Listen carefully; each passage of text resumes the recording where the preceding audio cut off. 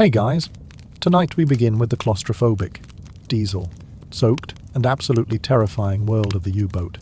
You've seen Das Boot. You think you know what it was like. You don't. So, before we go any further, take a moment to like the video and subscribe. But only if you genuinely enjoy what I do here. And let me know in the comments where you are tuning in from and what time it is for you. It is always fascinating to see who is joining us from around the world. Now, dim the lights, maybe turn on a fan for that soft background hum, and let's ease into tonight's journey together. Imagine this. You are 220 feet underwater in the North Atlantic. 50 men breathing the same air in a steel tube the width of a hallway. The destroyer above you knows exactly where you are. You can hear it. Ping, ping. The sonar is so loud, it is coming through the hull, through your chest, into your bones. And then you hear the splashes. Depth charges hitting the water, falling toward you, right now. You can't run, you can't hide, you can't do anything, except sit at your station in the dark and wait to find out if the next explosion turns your submarine into your tomb. Here is what the movies don't tell you. The Type WWII boat, the most common variant, was 220 feet long and 20 feet wide at its widest point. That is smaller than most people's houses. And Germany crammed 44 to 52 men into that space for 8-week patrols. But here is the thing. Most of that 220 feet wasn't living space. It was machinery, torpedoes, fuel tanks, batteries, diesel engines. The actual space where humans existed was roughly equivalent to a large apartment living room. 50 men, 1 living room, 8 weeks, no showers, no privacy, 1 toilet that barely worked. You think that sounds bad? Wait until you hear about the smell. But first, let's talk about the numbers. Because the numbers tell you everything you need to know about why submariners called these vessels iron coffins. Germany built 1,162 U-boats. During World War II of those, 784 were lost. That is a 67% destruction rate. Of the approximately 40,000 men who served in the Kriegsmarine's U-boat force, roughly 30,000 died. That is a 75% mortality rate. 3 out of every 4 men who climbed down that hatch never climbed back up. You had better odds playing Russian roulette with 4 bullets in the chamber. You had better odds storming the beaches at Normandy. You had better odds doing almost anything else in World War II. No other branch of any military in World War II had casualty rates that high. Not bomber crews flying over Germany. Not infantry in Stalingrad. Not even kamikaze pilots who were literally trying to die.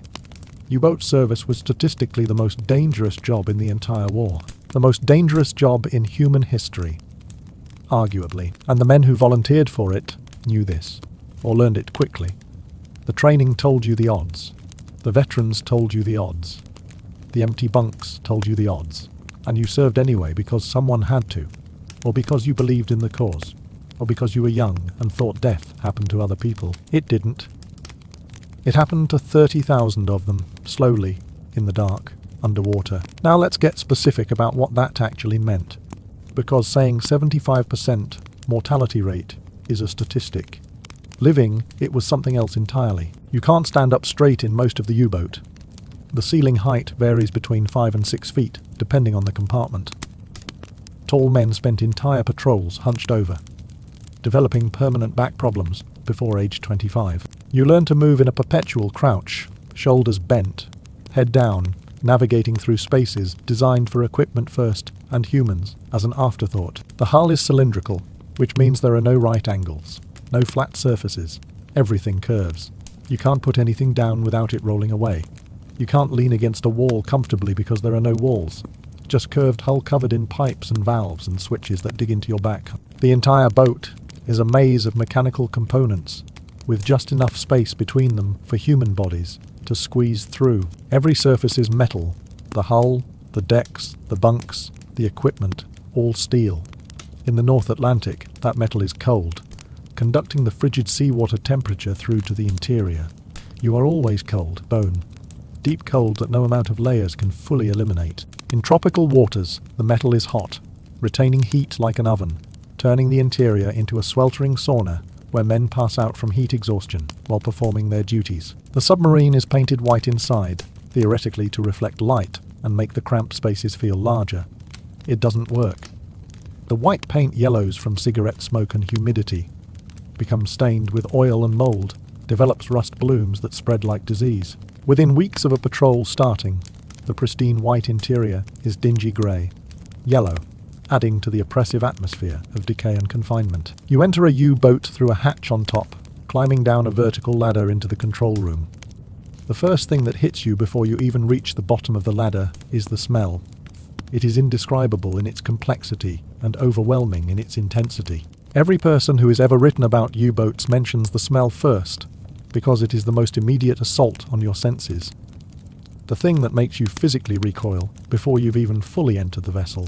Imagine diesel fuel, not a whiff of it, but the concentrated reek of thousands of gallons, stored in tanks that leak slightly, permeating every porous surface. Then add machine oil, thick and rancid, coating everything, impossible to wash off your hands or clothes. Then add human sweat, 50 men sweating constantly in poor ventilation. The sweat soaking into clothes that never dry, never get washed, fermenting in the humidity. Then add the heads, the toilets, 2 of them for 50 men, complex pressure systems that frequently malfunction and always smell. Human waste, urine and feces, inadequately flushed, building up in holding tanks, releasing gases that permeate the boat. Men vomiting from seasickness in heavy seas, the vomit adding to the miasma. Food rotting in storage because refrigeration is minimal and inconsistent. Bilge water sloshing in the bottom of the boat, a mixture of seawater, oil, and whatever has dripped down there, developing its own ecosystem of bacteria and smell. Add mold and mildew, growing on every surface that retains moisture, which is every surface because humidity in a sealed submarine approaches 100%. Clothing, bedding, food, paper, leather, all developing fuzzy growths of green and black mold that you breathe constantly. Add the smell of unwashed bodies, 50 men who haven't bathed in weeks, wearing the same clothes day after day. The fabric stiff with dried sweat and body oils. And then add fear. The smell of fear is real, a sour, sharp scent of stress hormones, released through sweat, becoming more pronounced when depth charges are falling or destroyers are hunting overhead. The smell intensifies during attacks, during emergency dives, during malfunctions and casualties. You can smell panic in a U-boat. It has a distinct odor that every submariner recognizes. All of these smells combine into a single overwhelming stench that veteran submariners describe as unforgettable and impossible to adequately convey to anyone who hasn't experienced it. You smell it on your clothes months after leaving the boat. You smell it in nightmares. It gets into your pores, your hair, your lungs.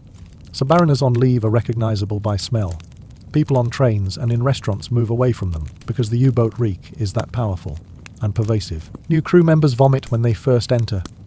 Experienced submariners have learned to breathe through their mouths, shallow breaths, trying to minimize intake of the poisoned air. But you can taste it then, the thickness of the air coating your tongue, leaving a residue that no amount of water or schnapps can wash away.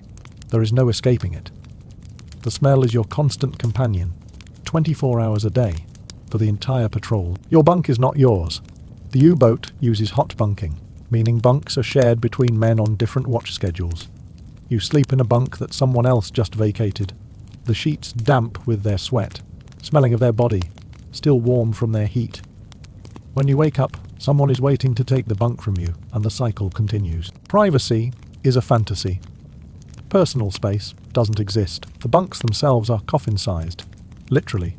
You are lying in a space maybe 6 feet long and 2 feet wide, with another bunk inches above you or below you, in a room with a dozen other bunks stacked 3 high. You can't sit up without hitting your head. You can't roll over easily. You sleep on your back or your side, motionless, because movement might disturb the man above or below you, and everyone is exhausted and irritable, and violence is always simmering beneath the surface. The mattress is thin canvas, stuffed with horsehair or straw, offering minimal cushioning against the metal frame. The pillow is a rolled-up jacket or sweater. The blanket is wool, scratchy, inadequate in cold water, suffocating in warm. You sleep in your clothes because undressing is impractical, and you need to be ready to respond to emergencies instantly. Your clothes are damp from the humidity, never fully dry, developing mold in the folds. Sleep is fragmented.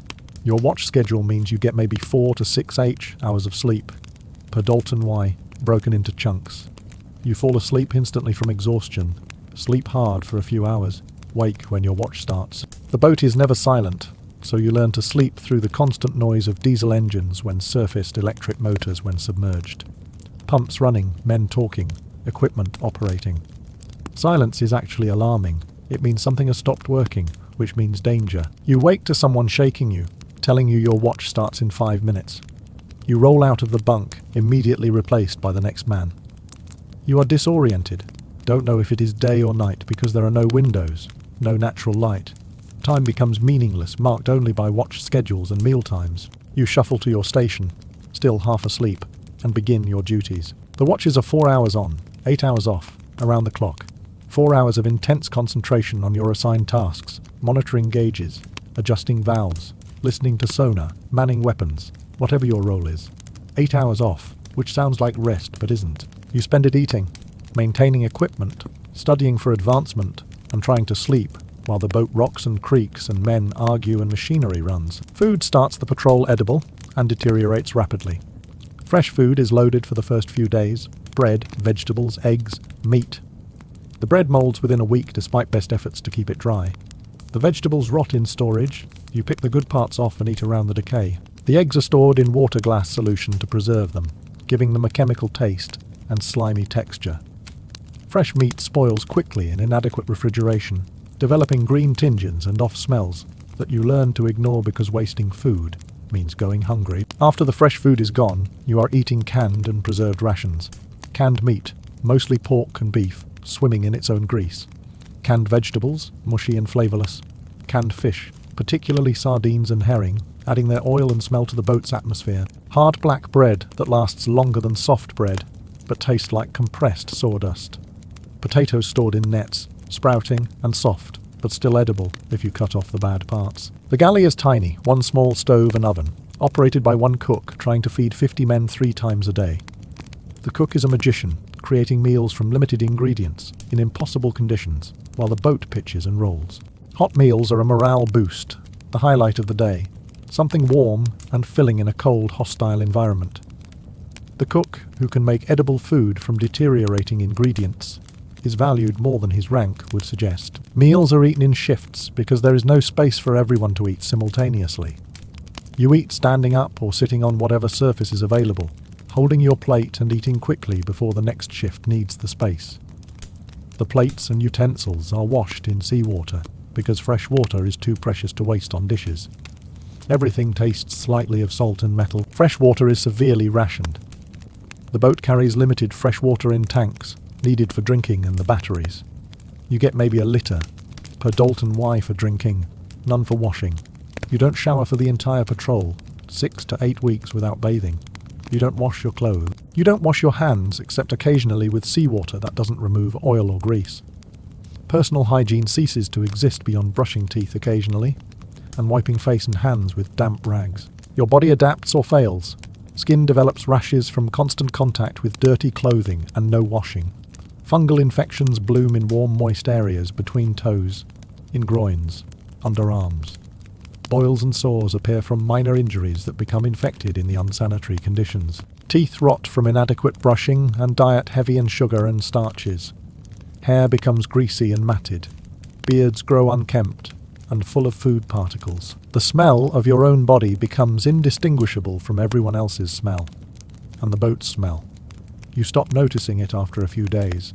Olfactory fatigue, making you nose, blind to the stench. But it is still there, intensifying. And when you finally surface and breathe fresh air at patrol's end, the contrast makes you realize how bad it was. Some submariners vomit upon surfacing, their lungs rejecting the clean air after weeks of breathing poison. The toilet situation is nightmare fuel. 2 heads for 50 men, both using complicated pressure systems because you are below sea level, and waste has to be pressurized to expel it against water pressure.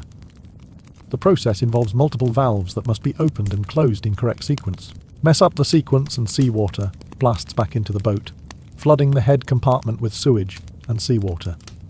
This happens regularly. The heads are in the bow compartment, the narrowest part of the boat, surrounded by torpedoes and torpedo, loading equipment. Using the toilet means squeezing between torpedoes to reach the tiny compartment, barely large enough to stand in. No privacy. just a toilet bowl and the complex valve system on the wall. Instructions are posted on the wall because the procedure is non-intuitive and mistakes are catastrophic. You sit on the toilet, surrounded by pipes and valves, reading the instructions, trying to remember the sequence. Open valve A, close valve B, pump pressure, open valve C, close valve A, flush, close valve. Mess up and sewage explodes back at you, covering you, flooding the compartment, creating clean-up nightmare in a space where water is scarce and disgust is already maxed out. The toilets frequently malfunction.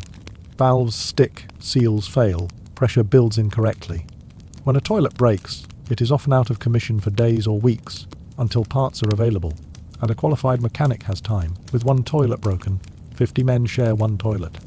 Men wait desperately, crossing legs, sweating. Some give up waiting and use buckets, adding to the smell and hygiene issues. When surfaced, men can relieve themselves over the side, but this is only possible in calm weather and only when not being pursued by enemy ships. Most of the time you are submerged or conditions don't allow topside access. You hold it, or you use the overworked failing toilet system, or you use buckets that have to be stored and later dumped, adding to the overwhelming stench. Seasickness affects even experienced sailors in heavy seas. The U-boat is designed for underwater stability, not surface comfort. On surface in rough weather, it pitches and rolls violently, corkscrew motions that induce vomiting in most of the crew. Men vomit into buckets, into the bilges, sometimes just onto the deck because they can't reach a container in time. The vomit sloshes around, mixing with oil and water, impossible to clean properly, adding another layer to the smell. The captain has the only private space, a tiny cabin, just large enough for a bunk and small desk. Everyone else lives communally in the main compartments. The officers have a small wardroom where they can gather, eat, and plan. The enlisted men have no gathering space. They live among the equipment, sleeping and eating where they work. Your assigned station is also your living area. If you are a torpedo mechanic, you live in the torpedo room surrounded by weapons. If you are an engineer, you live in the engine room surrounded by diesels. If you are a radioman, you live by the radio equipment. Your bunk is near your station because space is utilized with maximum efficiency and minimum comfort. The torpedo rooms, bow and stern, are packed with weapons. Type WWII carries 14 torpedoes initially, plus reloads. Each torpedo is 23 feet long and weighs 3,000 pounds. They're stored in racks and on the deck, occupying most of the available space. The crew sleeps on top of torpedoes, eats next to torpedoes, lives surrounded by high explosives that could detonate if damaged. This is normal. You get used to sleeping on a bunk bolted to a torpedo rack. The weapon inches below you, knowing that if it malfunctions you'll never know what happened. Loading torpedoes is brutal work. The torpedoes are heavy, unwieldy, and have to be manhandled into tubes, using chain hoists and human muscle. The process takes the entire torpedo crew working in coordination, sweating and straining in cramped space. Always aware that dropping a torpedo could damage it or injure someone, or both. Loading underwater is even harder, the boat pitching, the crew exhausted. The pressure to reload quickly before enemy ships counterattack. Firing torpedoes is the boat's purpose. The reason for all the suffering and danger. The captain lines up the shot using periscope observations and calculations. The torpedomen prepare the weapons, setting depth and speed. The captain gives the order. Compressed air blasts the torpedo out of the tube. The boat shudders from the force, and the weapon motors away toward the target. Then comes waiting, counting seconds, hoping for the explosion that means a hit, dreading the sounds that mean you've been detected. When you miss, there is frustration and danger. The target may have detected the torpedo wake and be maneuvering to counterattack. You've revealed your position. Destroyers are coming. When you hit, there is brief satisfaction, followed by immediate danger. The target is sinking, but its escorts are searching for you, and depth charges will start falling soon. Depth charges are terror in physical form. They're barrels filled with hundreds of pounds of high explosives, set to detonate at specific depths, dropped by destroyers hunting submarines. When they detonate, the pressure wave travels through water, hitting the submarine's hull with devastating force. Close explosions can crush the hull like a tin can. Near misses still cause damage. Equipment jarred loose, pipes cracked, leaks started, lights shattered, men thrown against bulkheads. The sound of depth charges is unforgettable. First, there is the splash as they hit the water above you, heard clearly through the hull. Then the sinking sound, a descending whistle as they fall toward you. Then the detonation, a massive wham that shakes the entire boat, accompanied by the sound of metal groaning under stress. The lights flicker or go out. Dust and paint chips rain from the ceiling. Every man freezes, holding breath, waiting to see if the hull holds or if water starts pouring in. The attacks continue for hours sometimes. The destroyer above has sonar, listening for you, dropping charges in patterns calculated to bracket your position. You run silent, all non-essential equipment shut down, men motionless at their stations, trying not to make any sound that might give away your location. Electric motors at minimum speed, barely maintaining steerage. No talking, no moving, no running machinery. Just silent creeping through the depths, while death falls from above. You are sitting at your station in the dark emergency, lighting only.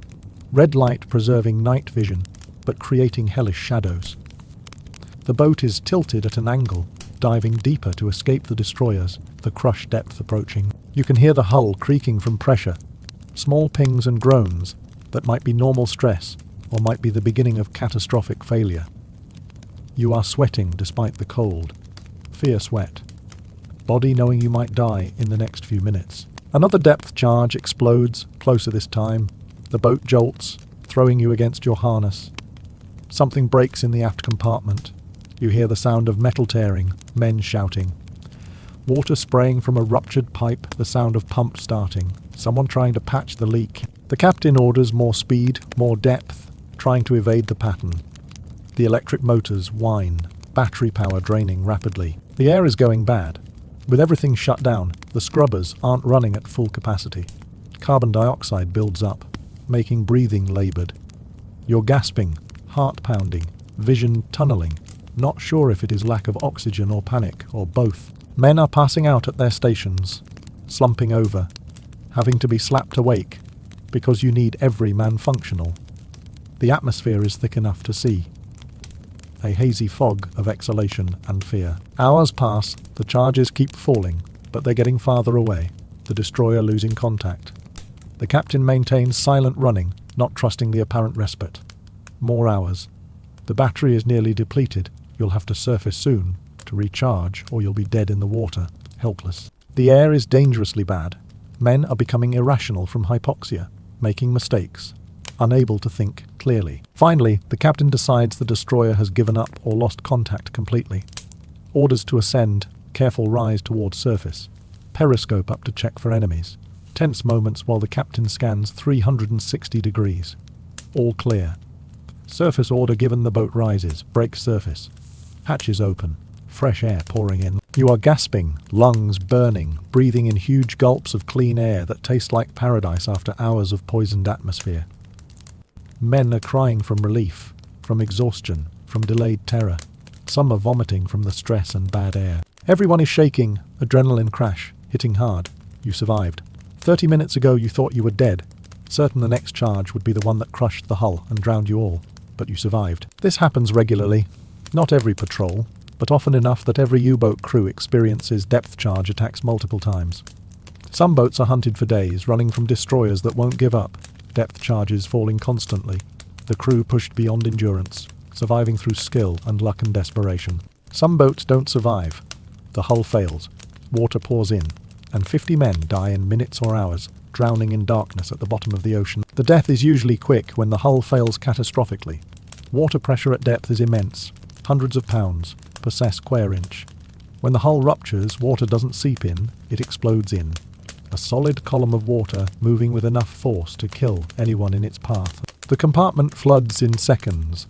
No time to seal hatches, no time to escape. You might have time to realize you are drowning before you die. You might not. Either way, it is over fast. Slower deaths are worse.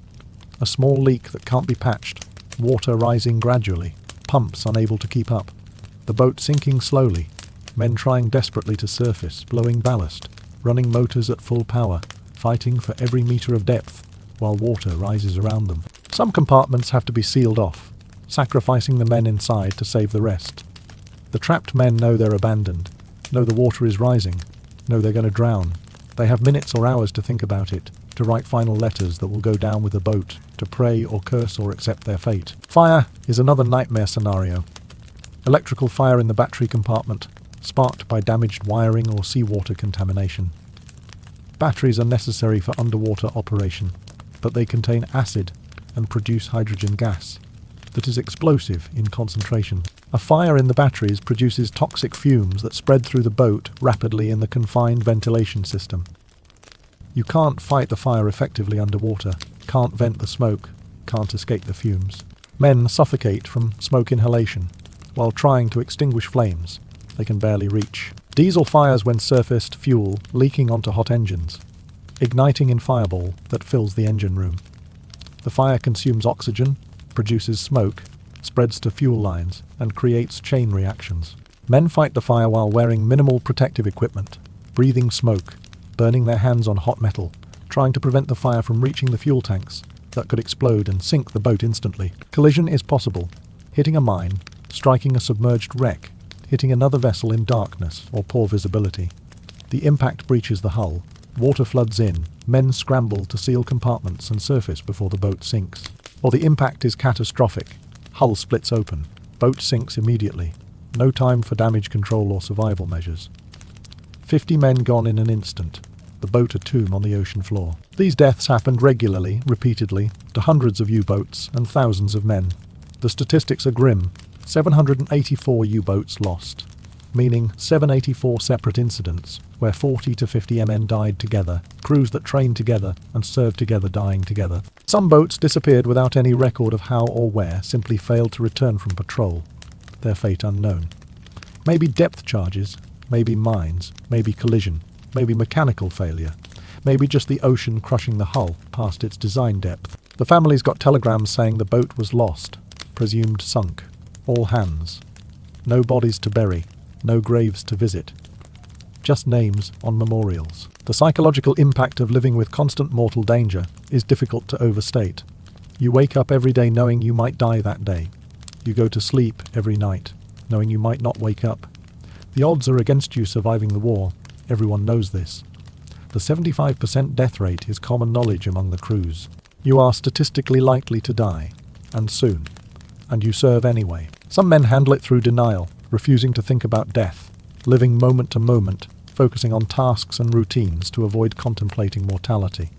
Some handle it through fatalism, accepting death as inevitable, feeling liberated by the acceptance, taking risks because death is coming anyway, so might as well die doing something brave or meaningful. Some handle it through superstition, lucky charms and rituals that provide illusion of control in uncontrollable circumstances. Some men break under the pressure, panic attacks in combat, freezing at their stations when needed most, endangering the whole crew. Depression severe enough to make them non-functional, lying in their bunks refusing or unable to work. Psychotic breaks, hallucinations and delusions, having to be restrained or sedated or locked in compartments until they can be transferred off the boat.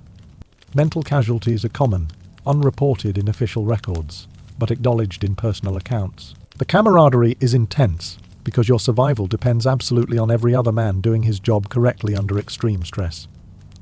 You trust these men with your life every second of every day.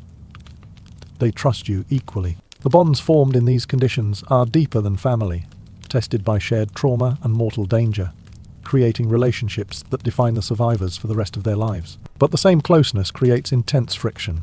You are living in close proximity with the same people for weeks. No escape, no privacy, everyone exhausted and stressed and scared. Arguments erupt over minor issues, personal habits that annoy, perceived slights, division of limited resources. Fights break out, men grappling in the narrow spaces, having to be pulled apart by shipmates.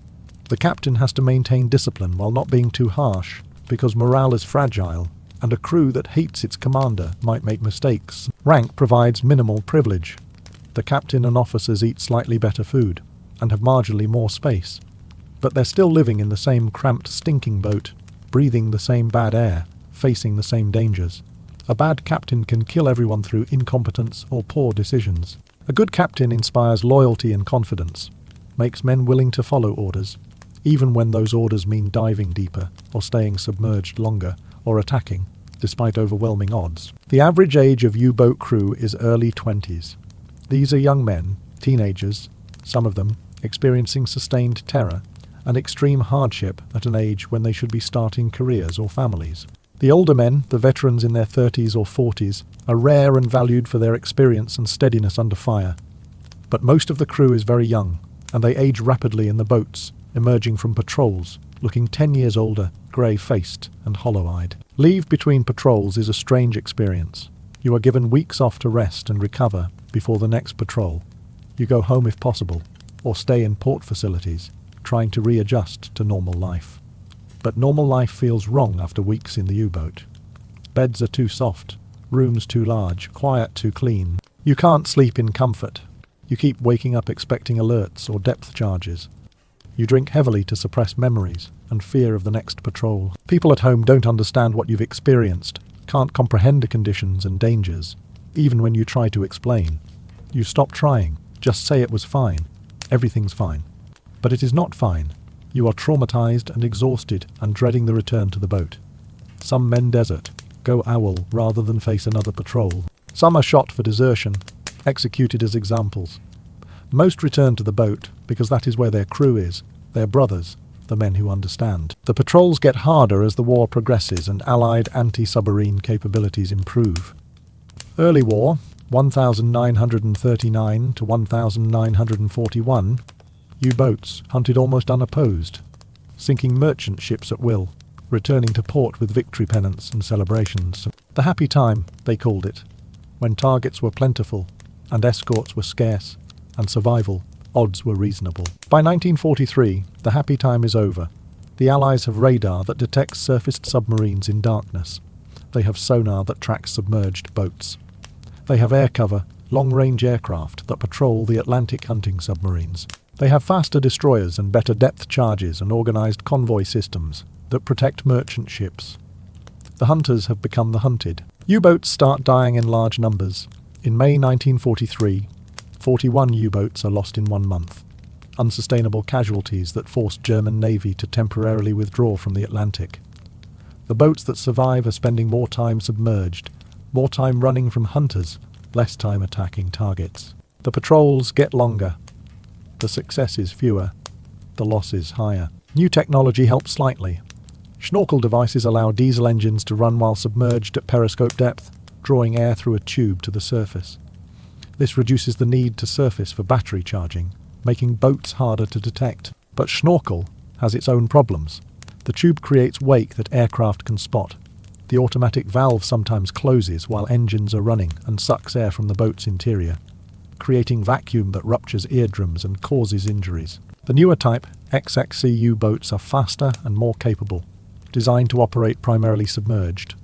But they come too late, arriving in small numbers in 1945, when the war is almost over and there is no time to train crews or work out technical problems. Most never leave port, scuttled at war's end to prevent capture. The end of the war brings relief and trauma. Germany surrenders May 8, 1945. U-boats still at sea are ordered to surface, fly black flags and proceed to designated ports to surrender.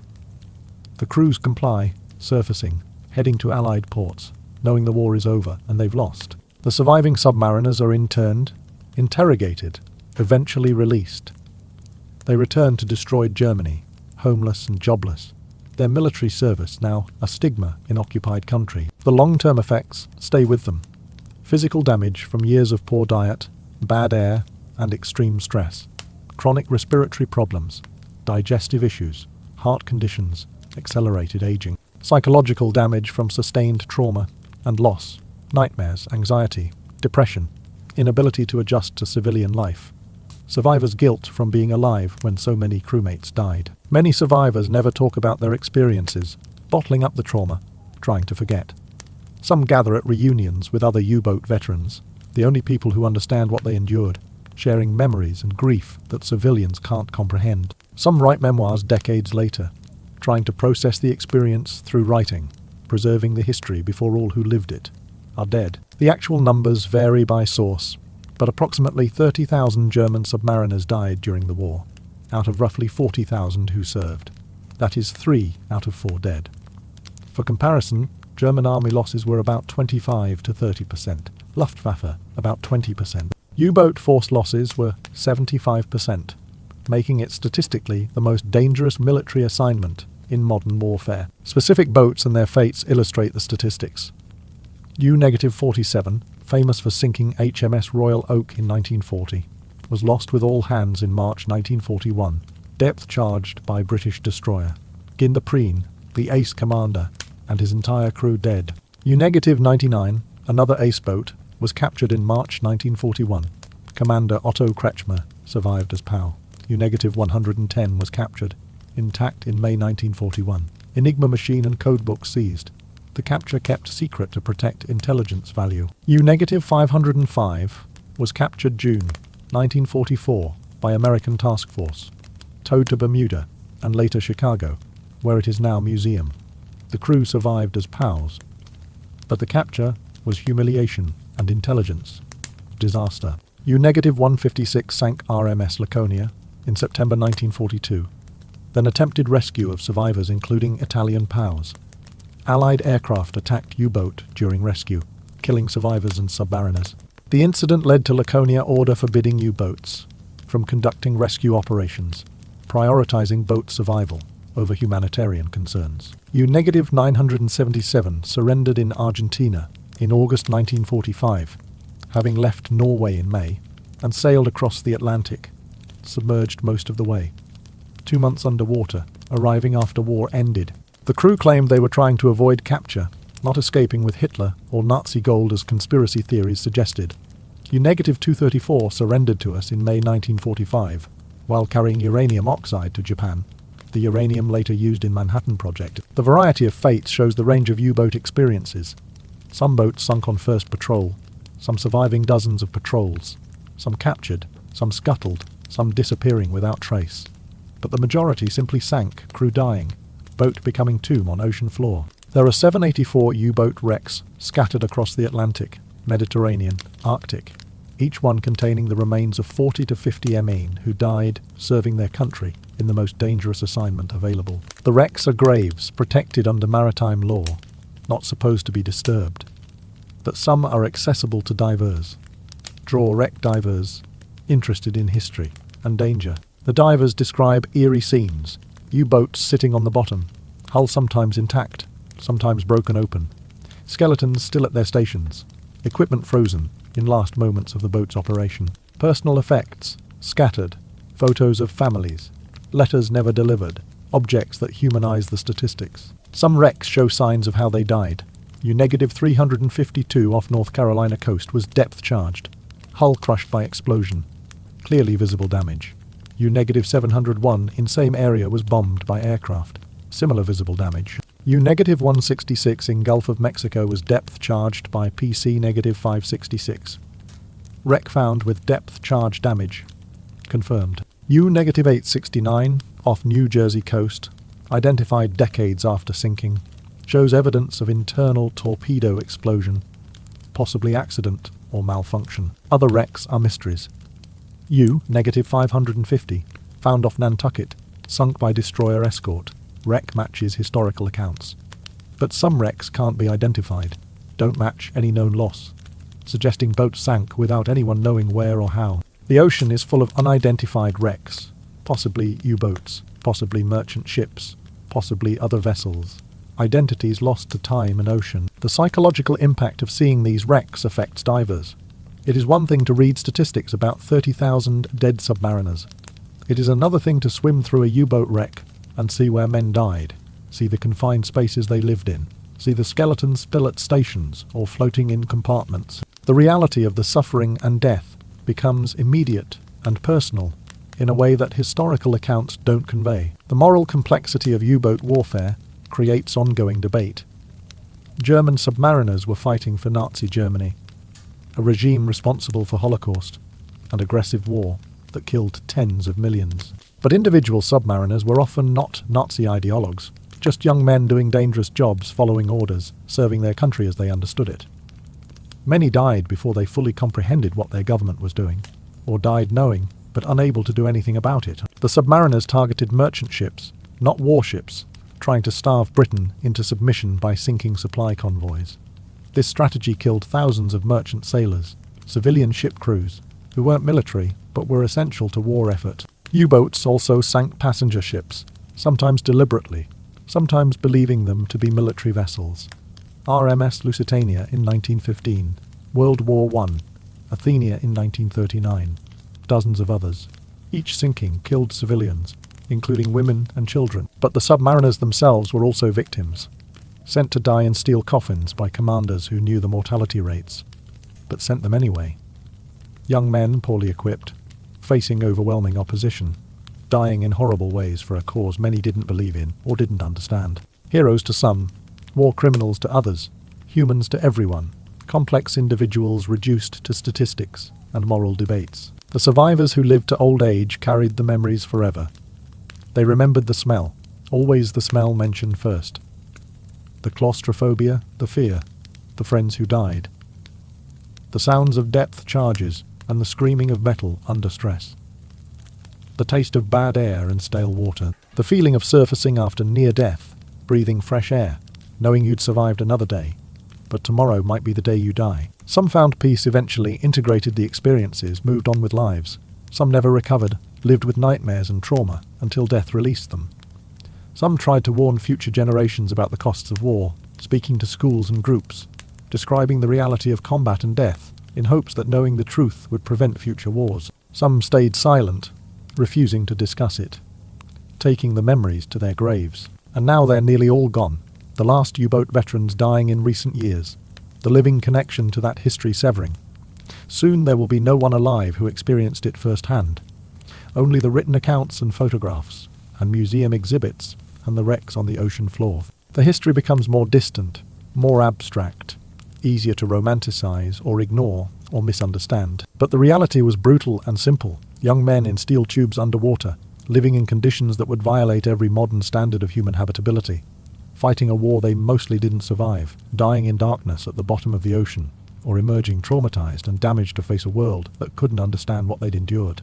Iron coffins, they called them. 3 out of 4 who entered didn't come out. That is the story of the U-boat service in World War II. The smell, the claustrophobia, the cold or heat, the bad air, the constant danger, the knowledge that you are probably going to die, the trust in your crewmates, the fear of the next depth charge, the relief of surfacing, the exhaustion that never fades, the sounds of the boat groaning under pressure, the taste of diesel and oil and fear, the touch of cold metal and damp clothing, the sight of gauges and valves and darkness. All of this for weeks at a time, repeatedly, until you die or the war ends. That is what life was like inside a U-boat. Not an adventure, not glory, not anything romantic or noble. Just suffering and fear and a very high probability of death. The men who served knew this and served anyway, and 30,000 of them died in the service. And we should remember that when we remember the war, numbers are important, but behind every statistic is a person who lived and died, experienced terror and courage, had families and hope, and ended up as bones in a steel wreck on the ocean floor. The U-boat war is over. The submarines are scrap, or museums, or wrecks. The men are dead or very old. But the memory persists, the historical record remains, and we can study what happened and try to understand the human cost of the decisions that sent 40,000 young men into steel tubes to hunt and be hunted across the ocean. 75% never came home. That percentage represents 30,000 individual deaths, 30,000 families destroyed, 30,000 lives cut short in the iron coffins beneath the waves. But let's get more specific about what it actually felt like to be you, an ordinary crewman, living through a typical patrol. Because the statistics and general descriptions don't capture the visceral moment, to moment reality of existence in these conditions. You are 22 years old, a machinist's mate, assigned to the engine room of U-237. This is your 3rd patrol. The first 2 you survived, which makes you luckier than most, but you know the odds catch up eventually. You are trying not to think about that as you climb down the ladder into the boat for the start of patrol, your sea bag over your shoulder, containing everything you are allowed to bring: spare underwear, socks, toiletries, photos of family, letters from your girlfriend. The smell hits you before you reach the bottom of the ladder. You've been on leave for 3 weeks, breathing normal air, eating normal food, sleeping in a normal bed. The U-boat smell is a shock all over again, making you gag, making you seriously consider climbing back up the ladder and running, but you don't. Your crew is watching, and showing weakness isn't acceptable, and where would you run to anyway? So you swallow the nausea and finish descending. The boat is chaos, men loading supplies and equipment, officers shouting orders, diesel engines being tested, everything noise and motion and barely controlled disorder. You squeeze past men carrying crates of food, past torpedomen loading weapons, past someone trying to repair a valve that is leaking. Your assigned bunk is in the engine room, a coffin-sized space sandwiched between two other bunks and surrounded by machinery. You stuff your sea bag into the tiny locker space, knowing you won't need most of it because you'll wear the same clothes for 8 weeks. The departure is scheduled for 0600 tomorrow. You have tonight to settle in, check your equipment, attend the pre-patrol briefing. The captain addresses the crew, explains the mission. Patrol grid be -53 in the North Atlantic. Hunting convoys. Expected duration 8 weeks. He doesn't mention that B-53 has become a killing ground for U-boats, that 5 boats have been lost there in the past 3 months. Everyone knows it anyway. The room is silent, men avoiding eye contact, each processing their fear privately. You spend the evening checking the diesel engines, your responsibility. These are massive machines, temperamental and loud, requiring constant maintenance. You know every bolt and gasket, have rebuilt parts of them multiple times. Your life depends on these engines running when needed, and everyone else's life depends on you keeping them running. The pressure is immense, but you've trained for this. You are good at this.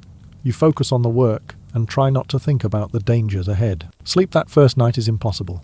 You are lying in your bunk, the boat's still in harbour, relatively quiet, and you can't sleep because you are thinking about the patrol ahead. 8 weeks, 56 days. You might not survive. You might die screaming in the dark while water crushes the hull. Or you might make it home and have to do this again, and eventually the odds will catch you. The thoughts spiral, anxiety building, until you force yourself to think about something else, anything else. Morning comes. You've slept maybe 2 hours in fragmented chunks. Everyone looks exhausted and tense. Breakfast is good, real eggs and bread and coffee. The last good meal for weeks. You eat mechanically, not tasting it. Stomach too tight with nerves to appreciate food. The departure procedures begin. Lines cast off. Diesel engines started. Boat moving away from dock under its own power. You watch through the periscope as the land recedes. Germany shrinking behind you. The last sight of home for 2 months, if you return at all. The crew is silent, watching, each man processing the departure in his own way. Some are excited, eager for combat, believing in the mission. Some are terrified, already regretting volunteering. Most are resigned, accepting this is their duty, their fate. Whatever happens, happens. The first days are routine, transiting through the Baltic, then through the Danish Straits into the North Sea, heading for the Atlantic. The boat runs on surface when possible, diesel engines charging batteries, fresh air ventilating the interior. You are working 4-hour watches in the engine room, monitoring gauges, adjusting fuel flow, performing maintenance. The work is hot, loud, greasy, but it is familiar and keeps you occupied. The seasickness starts when you enter the North Sea. The weather is rough, wind and waves, the boat pitching violently on the surface. U-boats are submarines, designed for underwater stability, terrible in surface, rough weather. The corkscrew motion is uniquely nauseating, rolling and pitching simultaneously, impossible to adapt to. You vomit. Everyone vomits, even the veterans. There is no shame in it. Just grab a bucket and vomit and keep working. The smell gets worse immediately. Vomit adds to the existing miasma of diesel and sweat and bilge. Men are vomiting into buckets, into corners, into the bilges when they can't reach a bucket. The boat is pitching too much to walk safely. You are grabbing handholds, wedging yourself between equipment to avoid being thrown around. And you are trying to work, monitoring engines that are also being thrown around.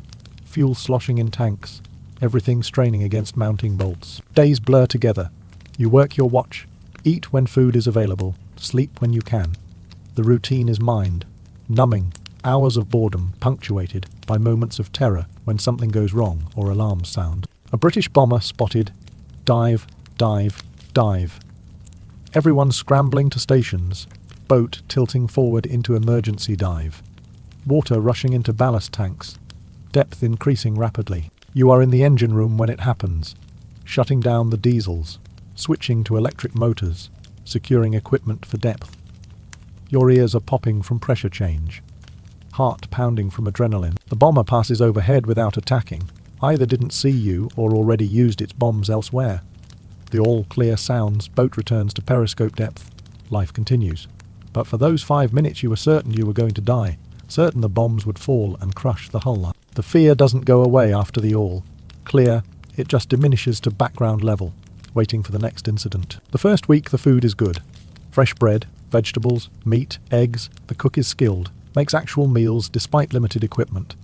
You eat standing in the engine room, plate balanced on whatever surface is available, shoveling food quickly because the next watch needs to eat. The bread starts moulding by day 6 despite storing it in the driest location possible. You cut off the mouldy parts and eat the rest. By day 10, the bread is more mould than bread. You stop eating it. The vegetables rot quickly in the humidity. Potatoes sprout and soften. You cut out the rotten parts. Onions turn to mush. Carrots develop mould. You eat it all anyway, because there is no alternative, and wasting food means hunger later. The eggs last longer in their water, glass solution, but taste increasingly chemical and wrong. The fresh meat spoils, develops green tinge and off smell. You cook it very thoroughly, and hope the heat kills whatever is growing in it. By week 2 you are on canned rations primarily. Canned meat, canned vegetables, canned fish. Everything tastes the same, metal and salt and grease. Your digestive system rebels, constipation alternating with diarrhea, stomach cramps, constant. Everyone has digestive problems. It is normal. You just deal with it. Using the toilet when you are constipated or have diarrhea, and the boat is pitching, and the toilet might explode sewage at you, is a special kind of hell. But there is no choice. You haven't bathed since departure. 3 weeks now. Your clothes are stiff with dried sweat and grease. Your hair is matted and oily. Your skin itches constantly from rashes and the beginning of fungal infections. Your teeth feel fuzzy despite occasional brushing. You smell terrible, but everyone smells terrible, and you've stopped noticing your own stench, though you are aware of others when you are close to them. The sleep deprivation accumulates. 4 hours on, 8 hours off sounds adequate, but the 8 hours off isn't rest. You are eating, maintaining equipment, trying to sleep while the boat rocks and machinery runs and men argue nearby. You get maybe 4 hours of actual sleep per WWII, broken into chunks, never enough to feel rested. You are in a constant state of exhaustion, eyes gritty, reflexes slowed, thinking muddled. Week 3 brings the first combat. A convoy spotted, 6 merchant ships with destroyer escorts, prime target. The captain maneuvers for attack, hours of careful stalking, approaching underwater, avoiding detection. You are at your station in the engine room, electric motors running silent. Everything non-essential shut down to reduce noise. The tension is unbearable, waiting for the attack order, knowing that once torpedoes are fired, the destroyers will come hunting. The order comes. Fire 1, Fire 2, Fire 3, Fire 4. You feel the shudder through the hull as compressed air blasts. Torpedoes from tubes. The electric motors remain silent, boat maintaining course and depth. You are counting seconds. Everyone is counting, waiting for the explosion that means a hit. 60 seconds, 70, 80, impact. The explosion is felt through the hull, a thump and vibration. Hit confirmed. Then another explosion, second hit. 2 ships hit, probably sinking. Then comes the response. Sonar pinging, getting louder, getting closer. The destroyers know you are here. They're searching, they're closing in. The captain orders silent running, deeper depth, evasive maneuvers. You are sitting at your station in the engine room, emergency lighting only. Everything shut down except minimum power electric motors. The silence is absolute except for the sound of your own breathing, your own heartbeat pounding in your ears. Ping, ping, ping. The sonar is so loud it is coming through the hull, echoing in the confined space, each ping making you flinch. The sound is active sonar, the destroyer sending sound waves that bounce off your hull and return, telling them exactly where you are. They have you. They're positioning directly above you. Depth charges are coming. The first pattern falls. You hear the splashes as they hit the water, then the whistling descent as they sink toward you, then the detonations, massive explosions that shake the boat violently, lights flickering, paint and rust raining from the ceiling. You are thrown against your harness, ears ringing from the concussion. Someone is screaming in another compartment. The boat is groaning, metal stress audible, hull flexing from the pressure waves. More charges. The pattern is walking closer, each explosion louder and more violent than the last. The boat is diving deeper, trying to get below the depth charge setting. But there are limits. The crush depth is approaching, the depth where water pressure will collapse the hull. You are at 200 meters now. Design limit is 220. Crush depth estimated at 250. And the captain is ordering more depth, gambling that going deeper will save you from the charges above. A charge detonates directly above, close enough that you are certain. This is it. This is how you die. The explosion throws you upward against your harness hard enough to bruise ribs. The lights go out completely, emergency lighting also failing. Total darkness. The sound of metal tearing somewhere aft. Water spraying from a ruptured pipe, the spray hitting you, cold seawater soaking your clothes. Men shouting, someone screaming for a damage report. You are fumbling in the darkness for your flashlight, hands shaking, breath coming in gasps. The flashlight works, weak yellow beam cutting through the dark. The engine room is chaos, equipment jarred loose, pipes leaking, water pooling on the deck plates. You are checking for major damage, looking for anything that will sink the boat. The engines are secure, the electric motors still running, but there is damage throughout the compartment that will need repair if you survive the next few minutes. The depth charges continue. 10 minutes, 20, 30. The destroyer won't give up, keeps dropping charges, keeps hunting. You are at 240 meters now, past crushed depth, the hull groaning continuously, creaking and popping from pressure. Any second, the hull could implode. Water would explode inward, and you'd be dead before you knew what happened. You are praying, words you barely remember from childhood. Please God, let me live. Please don't let me die like this. The charges are getting farther away. The destroyer is losing contact. The silent running and deep depth are working. The captain maintains position, unmoving, barely breathing, the whole crew frozen. More time passes. The pinging fades. The destroyer is moving away, searching elsewhere. The captain waits another hour before ordering ascent, careful rise to periscope depth, checking for enemies. All clear. The destroyer is gone. You survived. You are shaking from delayed reaction, adrenaline crash hitting hard. Other men are crying, vomiting from stress, laughing hysterically from relief. The damage reports come in. 1 man killed when equipment broke loose and crushed him. 3 injured, multiple leaks that need repair. 1 of the electric motors damaged and offline. But the boat is functional. You can surface and make repairs and continue the patrol. That was 1 attack. You have 5 more weeks of patrol remaining. The attacks will come again, multiple times, each one just as terrifying. Each one rolling the dice on whether you live or die. And this is normal. This is just standard U-boat operations. You signed up for this. You are going to do this again and again until you die, or the war ends. The psychological toll is immediate and cumulative. After the first depth charge attack, you are jumpier, sleeping worse, flinching at unexpected sounds.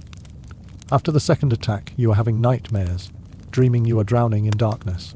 After the third, you are showing symptoms of shell shock, hands trembling at your station, difficulty concentrating, 1,000-yard stare. Everyone is falling apart mentally at different rates, but everyone is falling apart. The captain recognizes the signs, tries to maintain morale. He allows extra schnapps ration after successful attacks, celebrates birthdays and achievements, gives speeches about duty and honor and winning the war. Some men are inspired, most are just numb. The schnapps helps temporarily, alcohol dulling the fear and stress, but the effects wear off and the fear returns stronger. You are writing letters home during off-watch time, trying to reassure your family that you are fine. Everything is fine. Don't worry. You can't tell them anything specific because of censorship, just vague statements about good health and good spirits, and hoping to see them soon. You read their letters to you, mailed before patrol started, news from home that is already weeks old. Your girlfriend writes that she misses you, hopes you are safe, plans for after the war. You fold the letter carefully, store it in your sea bag, wonder if you'll ever see her again. Week 4 brings mechanical failure. One of the diesel engines develops a problem, losing power, running rough.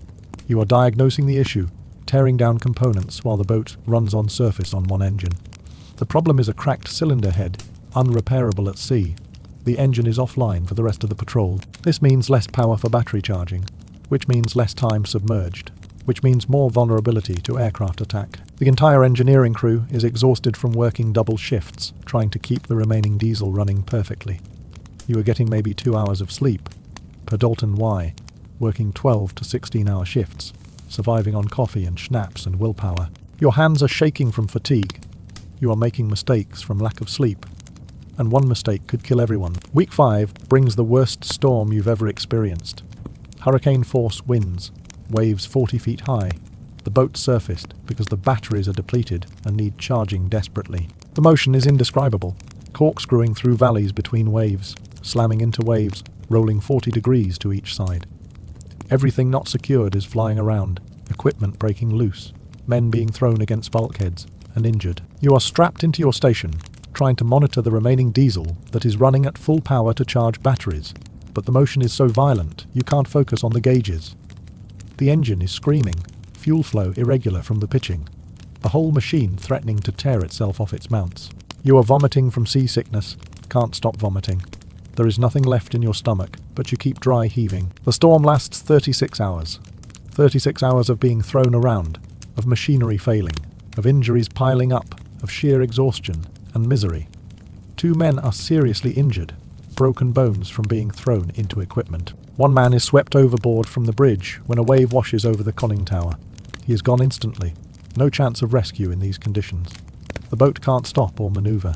He drowns in the Atlantic and becomes another statistic. When the storm finally breaks, you are past exhaustion into a zombie state, functioning on autopilot, not really thinking or feeling, just existing. The boat is damaged, equipment needs repair. The dead man needs to be added to the log.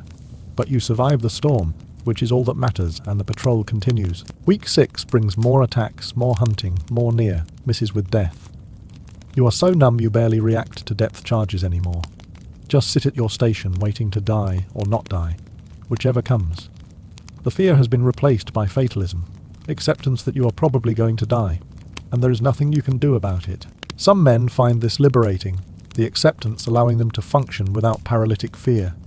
Some become reckless, taking unnecessary risks, because what is the point of being careful when death is random? Week 7 brings illness.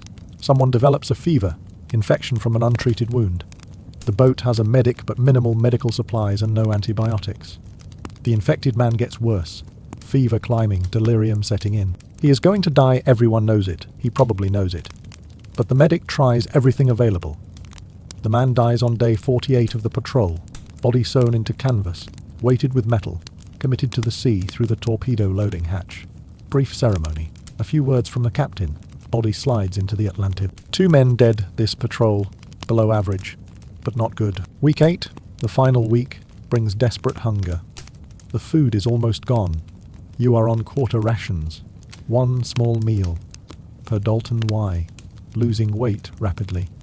Everyone is gaunt, hollow-eyed, skeletal. The returning boats often look like concentration camp survivors. Men who've lost 30 or 40 pounds in 8 weeks, barely able to climb out of the boat under their own power. You are dreaming about food, fantasizing about meals you'll eat when you get home, if you get home. The final days crawl by. The patrol is almost over. You are heading back to base. The captain has called off hunting because fuel and supplies are too low. You are trying not to hope too hard, knowing that you could die on the last day as easily as the first. That hope is dangerous because disappointment or death might follow. But you can't help hoping anyway, imagining the moment when you surface at the dock, climb out of the boat, breathe fresh air, eat real food, sleep in a real bed. Day 56, return to base. The boat surfaces in the harbour, diesel shut down for the last time this patrol. You climb the ladder to the conning tower, emerge into sunlight that is blinding after 8 weeks of artificial light. The air is so fresh, it makes you dizzy. You are gulping it down, lungs burning from the sudden cleanliness. The shore crew is staring at you and your crewmates, shocked by how terrible you look. Skeletons in oil, stained rags, smelling like death. You climb down from the boat onto solid ground. Your legs are shaky, balance is off from 8 weeks of boat motion. The stationary ground feels wrong. You are handed a beer, drink it in desperate gulps. Handed another. The debrief can wait. Right now you just need to exist on land, breathe clean air. Remember what it is like to not be in constant danger. The medical check shows you've lost 32 pounds. You have multiple infections, respiratory problems from bad air, digestive issues from bad food and stress. You are assigned 2 weeks of medical leave for recovery, 2 weeks to eat and sleep and heal before the next patrol. If there is a next patrol, if you survive that long. If the war doesn't kill you first, you are one of the lucky ones. You survived 3 patrols. Many men don't survive their first. The statistics say you probably won't survive the war, but you survived today. And tomorrow you'll worry about tomorrow. Right now you are alive, on land, breathing free air. And that is enough. This was standard U-boat experience, multiplied by 40,000 men who served, repeated patrol after patrol after patrol. Some men served 10 patrols, 20, becoming aces, legends, surviving impossible odds, before finally their luck ran out. Some men served 1 patrol and died. Most fell somewhere in between, serving a few patrols before the ocean claimed them. The specific details varied by boat, by patrol, by time period and operational area. But the core experience was universal. Extreme discomfort bordering on torture, constant mortal danger, poor food and worse air. No privacy or hygiene. Psychological stress that broke even strong men, and the statistical likelihood that you would die young and drowning in darkness. Herbert Werner, who survived the war and wrote memoir, Iron Coffins, described the U-boat service as a death sentence carried out slowly. He watched most of his classmates from U-boat school die in combat. He survived by skill and luck in roughly equal measure, emerging from the war traumatized, but alive to tell the story. Teddy Surin, ace commander with 18 ships sunk, survived the war but lost most of his crew over multiple patrols. He described the guilt of surviving when so many died, the memories of men screaming as their boat sank, the nightmares that persisted for decades after war's end. Otto Kretschmer, captured in 1941 after sinking 44 ships, spent the rest of the war as POW. He survived, but the crew of his replacement boat on U-99 died when the boat was sunk in 1943. Survival was often about timing and luck more than skill. The men who returned from patrols were different from the men who left. 8 weeks of that experience aged you, changed you, broke something inside that never fully healed. You came back thinner, jumpier, older in your eyes. The lucky ones got leave, went home, tried to pretend they were the same person. The unlucky ones were assigned immediately to another boat, another patrol, their odds of survival decreasing with each rotation. The end came differently for different men. Some died gloriously in combat, taking enemy ships with them. Some died mundanely from mechanical failure or accident or disease. Some died terrified, screaming and drowning as their boat sank. Some died peacefully decades later, old men with memories they could never fully share. But 75% died during the war, most of them underwater, most of them young. The iron coffins were aptly named. They were tombs for the majority of men who entered them. Beautiful engineering, sophisticated weapons, marvels of naval technology, and absolutely horrible places for humans to exist. The designers prioritized mechanical function over human comfort because the machines were valued more than the men operating them. The men were replaceable, the boats were precious, and both were expendable in service of strategic goals. And here is what truly haunts the history. Most of it was pointless. The U-boat campaign failed to starve Britain, failed to cut supply lines sufficiently, failed to change the war's outcome. The strategic goal was not achieved, but 30,000 men died pursuing it, and hundreds of thousands of merchant sailors and passengers died as targets. All that suffering, all that death, accomplishing nothing except demonstrating that humans can endure almost anything, and that war creates suffering without meaning. The survivors carried the knowledge forever. They lived in hell for weeks at a time, watched friends die horrible deaths, killed enemy sailors who were just doing their jobs, like the U-boat crews were doing theirs, and survived through luck more than skill to emerge into a world that couldn't comprehend what they'd experienced, and often didn't want to hear about it. The smell never left them. Decades after the war, survivors would catch a whiff of diesel or oil and be transported back instantly to the U-boat, the memories flooding back with sensory intensity that time couldn't diminish. The sounds too. Certain noises would trigger memories of depth charges or alarms or machinery. The feeling of enclosed spaces would create panic, claustrophobia, that hadn't existed before service, but was permanent afterward. Sleep remained difficult for many survivors. Nightmares of drowning, of depth charges, of watching crewmates die. Waking up in panic, disoriented, thinking they're still in the boat. Insomnia from hypervigilance, unable to relax enough to sleep deeply because danger might come at any moment. The sleep deprivation from patrols created patterns that persisted for life. Relationships suffered. How do you explain to someone who wasn't there what it was like? How do you make them understand the smell, the fear, the exhaustion, the specific horror of hearing sonar pings getting closer while you sit helpless waiting for death? You can't, so you stop trying. You withdraw into silence, keeping the memories locked away, dealing with trauma alone. Because sharing is impossible. Some survivors found each other, formed associations and reunion groups where they could talk with people who understood. These gatherings were both healing and painful, allowing men to share memories, but also forcing confrontation with losses and traumas they'd been trying to forget. The reunions got smaller each year, as age claimed the survivors that war had spared. The last U-boat veterans are dying now, in their 90s and 100s, the final living links to that experience fading. Soon, there will be no one left who remembers firsthand what it was like in the iron coffins. The history will remain in books and museums and memorials, but the visceral lived experience will be gone, reduced to words and photographs that can't fully capture the reality. And maybe that is for the best. Maybe those memories should die with the men who lived them, or maybe we need to preserve them, remember them, study them, so we understand the true cost of war beyond statistics and strategy. 30,000 men dead, each one an individual with a life and family and hopes, each one reduced to name on a memorial, if that. Their sacrifice should be remembered, their suffering acknowledged, their deaths mourned. The type WWII U-boats, the most common variant, the boats that most of these men died in, are museum pieces now, or rusting wrecks on the ocean floor.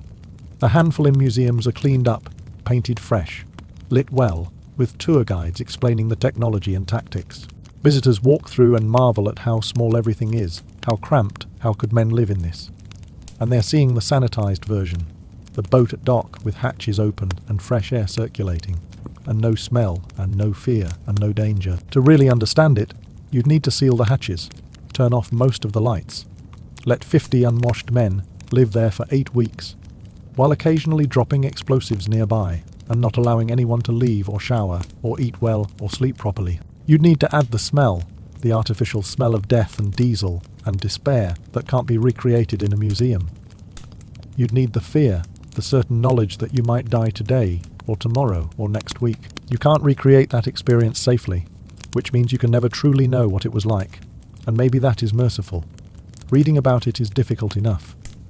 Living it was hell, and living it repeatedly knowing each time might be your last required courage, or fatalism, or stupidity, or desperation in measures that most of us can't comprehend. The men who served in U-boats were many things, brave and frightened, skilled and lucky, young and doomed, fighting for a cause some believed in and others questioned. They endured conditions we'd consider torture for extended periods, while facing constant mortal danger. 3/4 of them died. The remainder survived but carried the scars, physical and psychological, for the rest of their lives. That is the reality of the iron coffins. Not glory, not adventure, not the romanticized submarine warfare of movies and books. Just steel tubes full of suffering men, most of whom died young in the dark, drowning or crushed or burned. Their bodies never recovered, their families left to grieve without closure. War creates these stories by the thousands, and we should remember them not to glorify war, but to understand its costs, and hopefully avoid paying them again. Let's talk more about that sound, the sonar ping, because veterans all say it is the sound that haunts them most. You are sitting in darkness at your station, silent running, the boat creeping through depths, trying to evade the destroyer, hunting overhead. Everyone is motionless, barely breathing, and then you hear it. Ping. A clear metallic tone coming through the hull, resonating through the steel, through your bones. Ping. Again, slightly different angle. The destroyer is searching, sending sound waves through the water, listening for the echo that will tell them exactly where you are. The pings start distant, almost reassuring, because distant means they haven't found you yet. But they get closer. Ping. Louder now. Ping. Closer still. The interval between pings feels eternal, waiting for the next one, wondering if it will be closer or farther. Ping. That one was right above you. The sound so loud it hurts your ears, and you know they have you now. They know exactly where you are. Depth charges are being prepared. The waiting between the ping and the depth charges is psychological torture. You know what is coming. They've located you. The charges are falling through the water right now, sinking toward you, set to explode at your depth. You are sitting in your seat, strapped in, powerless, just waiting for the explosion that might kill you. Seconds feel like hours. Your heart is pounding so hard you worry the sonar can hear it. Your breath comes in short gasps, despite trying to breathe quietly. Every muscle is tensed, braced for impact. Then the explosion, and even when you are expecting it, the violence is shocking. The boat lurches, throwing you against your harness. The noise is deafening, overwhelming, a physical force that hits your entire body. Your ears ring, your vision blurs. You taste blood from biting your tongue. The hull groans, metal protesting the pressure wave. Something breaks loose and crashes in another compartment. Someone screams. And you are waiting for the next one, knowing more charges are falling. The pattern designed to bracket your position and crush the hull. The randomness of it is what makes it unbearable. One charge might detonate 100 meters away. You feel the shock wave, but the boat survives intact. The next might be 10 meters away, close enough to spring plates and crack welds and flood compartments. Whether you live or die is pure chance, no skill involved, no way to defend yourself. You just sit and wait and hope the next charge isn't the one that kills you. Some attacks last hours. The destroyer or destroyers won't give up. They know you are down here.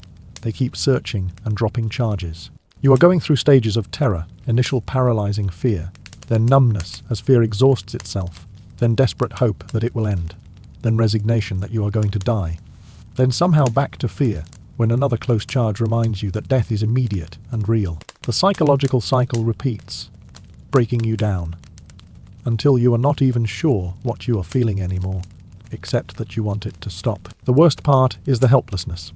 On land in combat, you can fight back, take cover maneuver, do something. In a U-boat under depth charge attack, you can do nothing.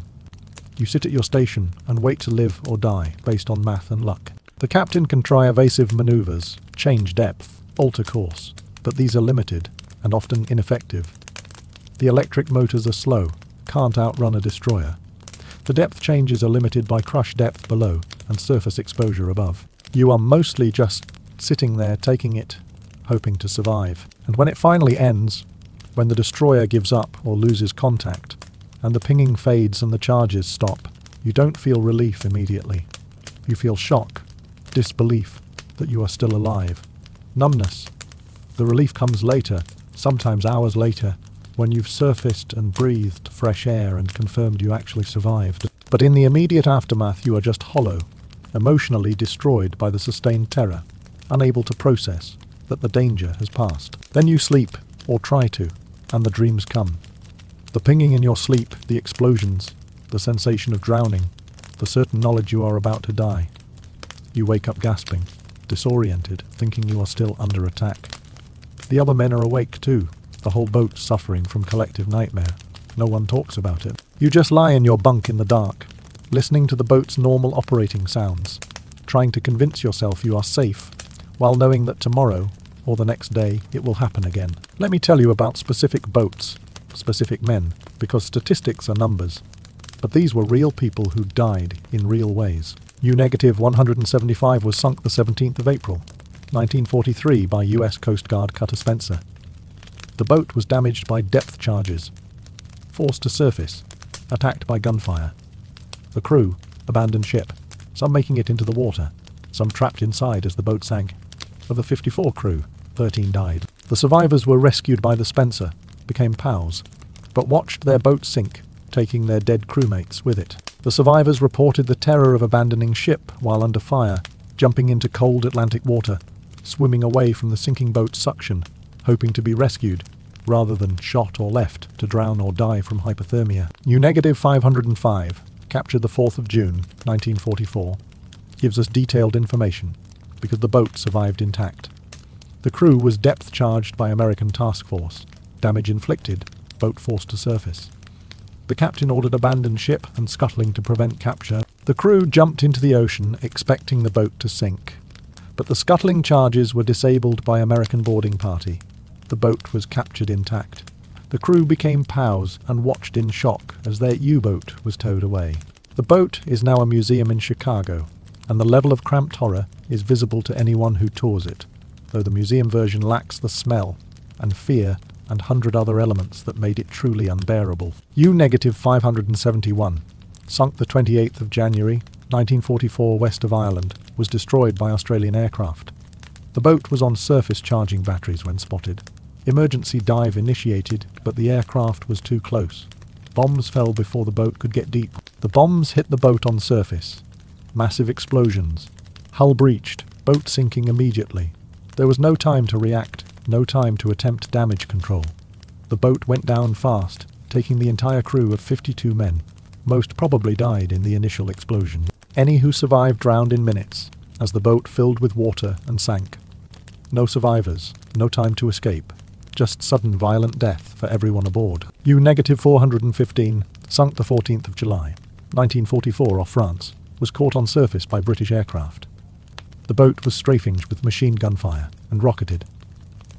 Multiple crew killed on the bridge by gunfire, others wounded. The boat attempted to dive, but was too damaged. Took more rocket hits. Fire started. The captain ordered abandon ship. The crew jumped into the ocean. The boat sank, taking 20 men down. The survivors were in the water, some wounded, bleeding into the Atlantic. British aircraft dropped lifeboats, and Royal Navy vessels later rescued 28 survivors. The men who died either went down with the boat, or died in the water from wounds, or drowning, or shock. U-441, sunk the 18th of June, 1944, was destroyed by Allied aircraft using acoustic homing torpedoes. The boat detected aircraft, submerged, thought they were safe underwater. But the aircraft dropped Fido torpedoes that homed on the sound of the U-boat's propellers, following the submarine underwater and detonating on impact. The crew heard the torpedo coming, the sound of its propeller, distinct from the boat's motors, closing fast. Impact in the stern, massive explosion, boat severely damaged, flooding uncontrollable. Some crew escaped through emergency hatches. 24 men made it to the surface. 24 died inside, drowned or killed by the explosions. Every boat lost has a story. 50 men per boat on average, each man with his own experience of how he died or survived. Some deaths were quick, explosion or crushing so fast that consciousness ended instantly. Some deaths were slow, drowning in darkness, trapped in flooded compartments, taking minutes to die while knowing exactly what was happening. Some men survived the sinking, only to die in the water, drowning or freezing before rescue could arrive, or dying because no rescue came at all. The bodies of U-boat crew mostly were never recovered. They went down with their boats, trapped inside steel hulls on the ocean floor, or they drowned in the open ocean and sank. Some bodies washed ashore and were buried by locals or military units, usually without identification beyond German submariner. Most families never knew exactly how or where their sons or husbands or brothers died, just that the boat was lost with all hands. No grave to visit, no closure, just absence. The psychological damage to survivors manifested in various ways beyond the nightmares and hypervigilance already mentioned. Some men developed obsessive need for control, trying to control every aspect of post-war life, because they'd been so powerless in the boats. Some became reckless, engaging in dangerous behaviours because death had been so close for so long that normal caution felt pointless. Some withdrew completely, unable to function in society, living isolated lives haunted by memories. Substance abuse was common. Alcohol during service, Shap's rations helping numb the fear temporarily, creating dependencies that continued after war. Some men stayed drunk for years after discharge, trying to suppress memories through chemical means. Some turned to other drugs when available. The addiction was symptom of underlying trauma, self-medication for psychological wounds that weren't diagnosed or treated, because PTSD wasn't recognized as a legitimate condition until decades later. Relationship problems plagued survivors. The experience had changed them fundamentally, and partners who'd known them before service barely recognized the men who returned. The survivors couldn't explain what had changed them, couldn't make anyone understand the experience, couldn't bridge the gap between who they'd been and who they'd become. Many marriages failed. Many survivors never married at all, unable to form intimate connections after what they'd experienced. Employment was difficult. The skills learned in U-boats weren't easily transferable to civilian work. The mental damage made holding steady employment challenging. The physical damage, chronic health problems from the terrible conditions, limited what work they could do. Many survivors struggled economically for years, sometimes for life. The Navy pensions, inadequate for men who'd sacrificed so much. And the guilt, survivor's guilt, is common among combat veterans, but U-boat survivors had specific forms of it. Guilt for surviving when so many crewmates died. Guilt for killing merchant sailors who weren't military combatants. Guilt for serving Nazi Germany, for being part of the regime's war machine, even if they personally opposed the ideology. This guilt was complicated, layered, and for many survivors, never resolved. Some survivors tried to make meaning from their experiences by working for peace, speaking against war, trying to ensure future generations wouldn't have to endure what they had. Some joined veterans organizations focused on reconciliation between former enemies. Some worked with historians to document the experiences accurately, so the history wouldn't be lost or romanticized. Others wanted only to forget, to put the experiences behind them and move forward with life as normally as possible. They refused to discuss it, refused to attend reunions, refused to participate in historical documentation. Their choice was valid, their trauma was theirs to handle as they saw fit, and many handled it through silence and distance from the memories. The physical legacy of U-boat service showed up decades later. Chronic respiratory disease from breathing bad air for extended periods, the damage cumulative and irreversible. Heart disease at higher rates than general population, the stress and poor diet and physical demands taking toll on cardiovascular health. Dental problems from poor oral hygiene and inadequate nutrition. Joint problems from the cramped positions and heavy physical labor. Cancer at elevated rates, possibly from exposure to diesel fumes and other toxins. The boats themselves, the surviving museum pieces, are sanitized versions of the horror. U-505 in Chicago is beautifully restored, well lit, climate controlled. Visitors can tour it and see the cramped spaces, the equipment, the torpedo tubes. But they can't smell it, can't feel the cold or heat, can't experience the motion or the fear or the knowledge that death is constantly close. The museum provides historical education, but can't convey the lived experience of the men who served in these boats. The wrecks on the ocean floor are closer to truth. They're dark, cold, still filled with the evidence of how they died. Divers who've explored them describe eerie scenes. U-boats sitting upright on the bottom, as if they might surface at any moment, or broken in pieces from the violence of their sinking, or crushed flat from exceeding crush depth. Personal effects still visible: boots, uniforms, dishes, letters, sometimes skeletal remains, though most bodies have long since decomposed. The wrecks are war graves legally, not supposed to be disturbed, though enforcement is difficult for wrecks in international waters or deep locations. Some divers respect this, conducting only observation and documentation. Others are less respectful, removing artifacts, disturbing remains, treating the wrecks as salvage rather than graves. The veterans' organizations protest this desecration, but legal authority is limited and the dead can't speak for themselves. The debate about the men themselves continues. Were they victims of the Nazi regime, young men drafted or coerced into service, following orders in a system that gave them no choice? Or were they willing participants in Nazi war crimes, choosing to serve, staying loyal to the regime, responsible for their actions regardless of circumstances? The truth is complicated, varies by individual, doesn't fit simple categories of victim or perpetrator. Many U-boat crew were not ideological Nazis.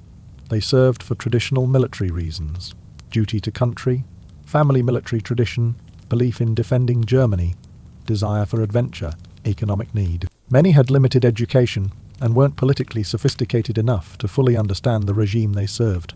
They did their jobs, fought their war, died or survived, without ever grappling with the larger moral questions about the German war effort. But some were true believers, committed Nazis, who supported the regime's goals and believed in the cause. The training programs included ideological indoctrination, and the closed environment of U-boats allowed Nazi ideology to flourish among those susceptible to it. These men fought not just for Germany but for National Socialism, and their service was willing participation in the regime's aggression. Most fell somewhere between these extremes, complex individuals with mixed motivations and evolving beliefs. Young men who joined before fully understanding what they were joining, who became disillusioned during service, but had no way to leave, who did what was required to survive while questioning internally whether it was right. These men's moral culpability is impossible to judge from outside their experience, and many struggled with it themselves for decades after the war. What is undeniable is the suffering. Whatever their motivations or beliefs, the men who served in U-boats suffered terribly. The conditions were inhumane. The danger was extreme. The death rate was staggering. This suffering doesn't excuse participation in Nazi crimes, but it is a historical fact that deserves acknowledgement. War inflicts suffering on all participants, and the U-boat service was particularly brutal. The families of the dead suffered too. Mothers who sent sons to war and received telegrams saying the boat was lost. Wives who became widows, some with young children to raise alone. Children who grew up without fathers, knowing only that dad died in the war on a U-boat, somewhere in the Atlantic. The ripple effects of those 30,000 deaths spread through families and communities, creating voids that never filled. And on the other side, the families of the men killed by U-boats. Merchant sailors torpedoed and drowned. Passengers on ships sunk without warning. Naval personnel killed when warships were torpedoed. Each U-boat victim also had family, also left voids. The arithmetic of war casualties is brutal. 30,000 U-boat crew dead. But hundreds of thousands killed by U-boats. The suffering multiplied across all sides. This is why the moral complexity matters. Understanding the U-boat experience requires holding multiple truths simultaneously. The men suffered terribly in conditions that violated human dignity, and the men participated in a campaign that killed civilians and military personnel pursuing aggressive war. Both things are true. The suffering doesn't cancel the guilt. The guilt doesn't negate the suffering. The survivors who lived long enough to process all this, to gain historical perspective on the war and Germany's role in it, often struggled with reconciling their own experiences with the larger context. Yes, they suffered. Yes, conditions in the boats were horrible. Yes, they watched friends die and feared death constantly. And yes, they served Nazi Germany, participated in attempting to starve Britain into submission, killed people who were defending their countries against aggression. Some survivors concluded their service was justified as military duty in wartime, separating their actions from the Nazi regime's crimes. Some concluded they'd been wrong, that their service had been immoral participation in aggressive war, and lived with guilt accordingly. Some held both views simultaneously, unable to resolve the contradiction, but unable to deny either side. The final accounting is for history to judge, and each individual to reconcile with their own conscience. What we can do is study what happened, understand the human costs on all sides, and use that understanding to hopefully make better decisions in the future. The U-boat war was brutal for everyone involved. The U-boat crews who died at 75% rate, the merchant sailors who died by the thousands, the civilians on torpedoed passenger ships, the families of all the dead. And maybe that is the real lesson. War creates suffering without clear moral lines, inflicts trauma on all participants, kills young men who might have lived long productive lives if born in different times or places. The U-boat service is an extreme example, but war generally follows the same pattern of taking young people and subjecting them to experiences that damage them physically and psychologically, often fatologically. The smell, the claustrophobia, the fear, the exhaustion, the watching friends die, the killing others, the not knowing if today is the day you die. All of it compressed into steel tubes, 220 feet long and 20 feet wide, repeated for 8 weeks at a time, multiple patrols, until you died or the war ended. That was U-boat service. That was the iron coffins. That was what 40,000 men experienced. 30,000 never coming home, the remainder emerging damaged, in ways that never fully healed. Think about the scale of suffering that represents. 40,000 individual experiences of sustained trauma. 30,000 deaths. Each one a unique person with unique death experience. Hundreds of thousands more killed by the U-boats. Millions of family members affected by the deaths. The magnitude is hard to comprehend, the numbers too large to emotionally process. So focus on one man, one boat, one patrol, one moment. You are sitting at your station in the engine room of U-237 during a depth charge attack. Ping, ping, explosion. Closer, explosion. Very close. The boat is groaning. Water is spraying from a cracked pipe. Someone is screaming. You are certain this is it. You are going to die in the next 30 seconds when the next charge detonates and crushes the hull. You are thinking about your family, your girlfriend, the life you won't get to live. You are praying or cursing or bargaining with God or fate. You are experiencing the absolute certainty of imminent death. And then the charges stop falling. The destroyer moves away. You survived. But the fear doesn't leave, it just recedes to background level. Tomorrow or the next day you'll be here again. Same position, same terror, rolling the dice on survival. And eventually the odds will catch up. Statistically, you won't survive the war. Statistically, you'll end up as one of the 30,000 dead, one of the bodies never recovered, one of the names on memorials that future generations will see without truly understanding what you experienced. That is the human cost of the U-boat war. Not strategic goals achieved or failed, not tonnage sunk or convoys protected, but 40,000 young men put through hell, 30,000 dying there. The remainder scarred for life. Wars create these costs, these casualty lists, these statistics that represent real individual suffering. The U-boat service was an extreme case, but war generally works the same way, taking people and putting them through experiences that damage or destroy them. The last word should probably go to the survivors themselves, the men who lived it. Herbert Werner wrote, "The U-boat service was a death sentence. We knew it, accepted it, served anyway." Wolfgang Lith, highly decorated commander, survived the war only to be accidentally shot by a guard shortly after surrender, dying finally on land after surviving years underwater. Teddy Surin said, "I dream about the men who died on my watches. I see their faces. I hear their screams. That never stops." Hame.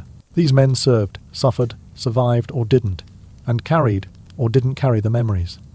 The boats are gone now, scrapped or sunk or museum pieces.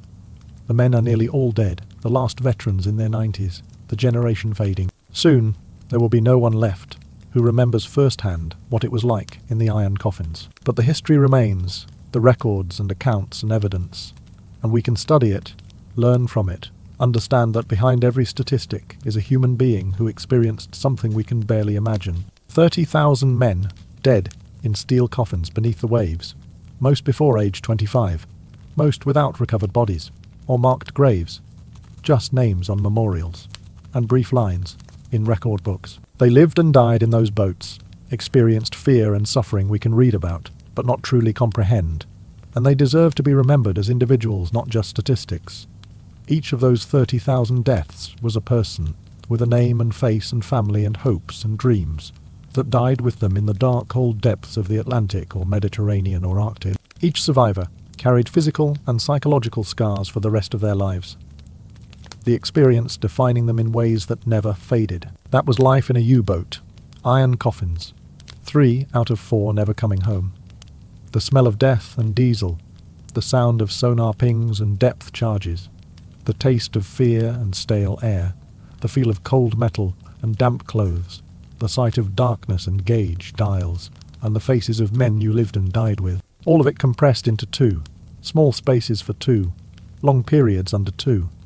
Much stress, until you died or survived, and survival just meant doing it again until the war ended, or you didn't survive the next patrol. But let's get more specific about that smell, because everyone who writes about U-boats comes back to it.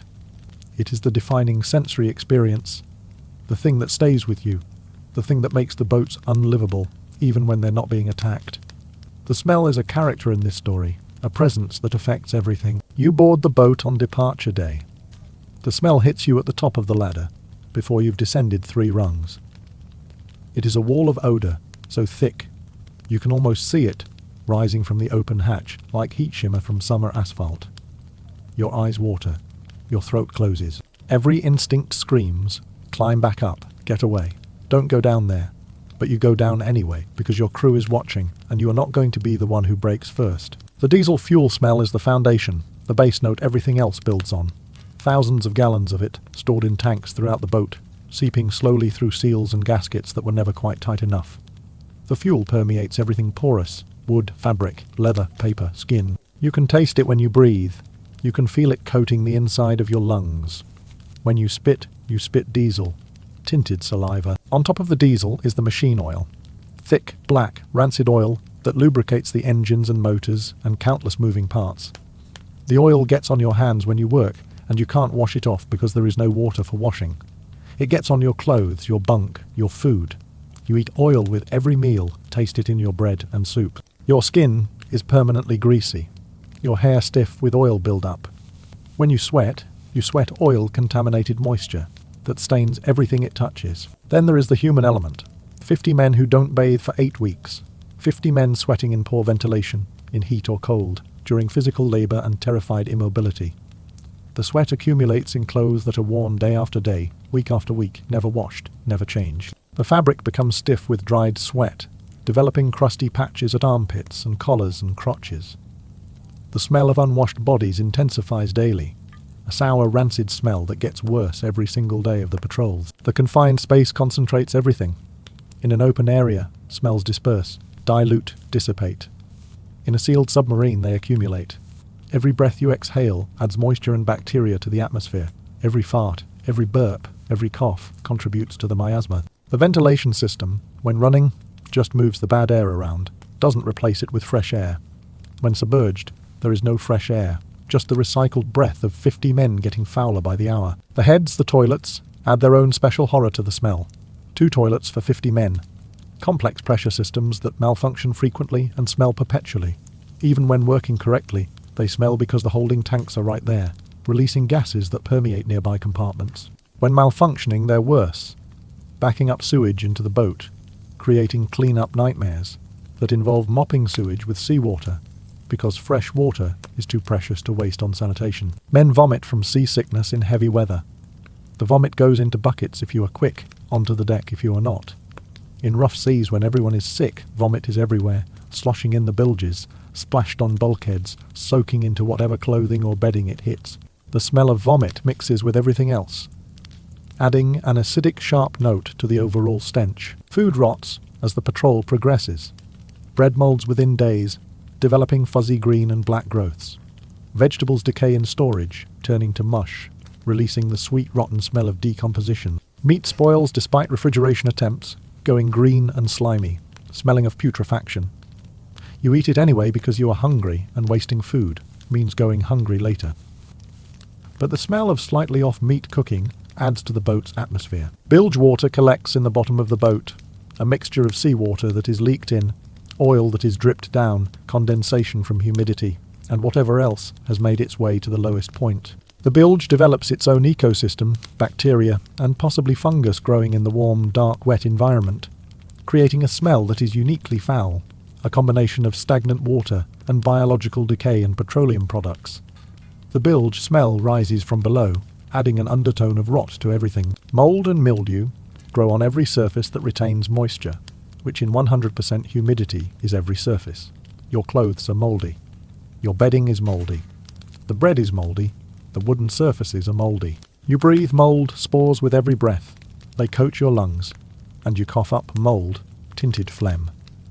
The smell of mould is musty and organic, and wrong. The smell of things decaying that shouldn't be decaying. Cigarette smoke adds another layer. Many crew members smoke, and in a sealed environment, the smoke never clears, just accumulates, staining surfaces yellow-brown, adding a burnt acrid smell to the mix. The smoke helps mask other smells slightly, which is why some men smoke even if they didn't before service. Anything to cover the other odours, even temporarily. Then there is fear. When depth charges are falling, when destroyers are hunting, when the boat is diving past safe depths, the crew releases stress hormones through sweat.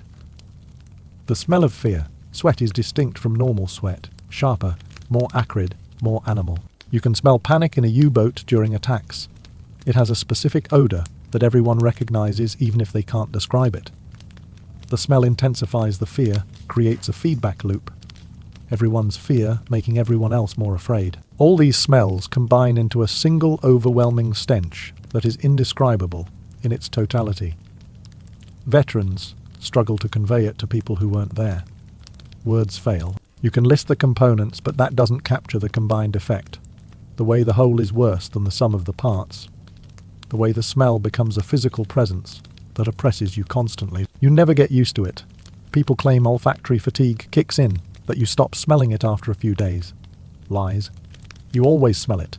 Maybe you stop consciously noticing every second, but it is always there, always affecting you, always in your awareness. When you eat, you smell it. When you sleep, you smell it. When you wake, the first thing you experience is the smell. It never stops. It never improves.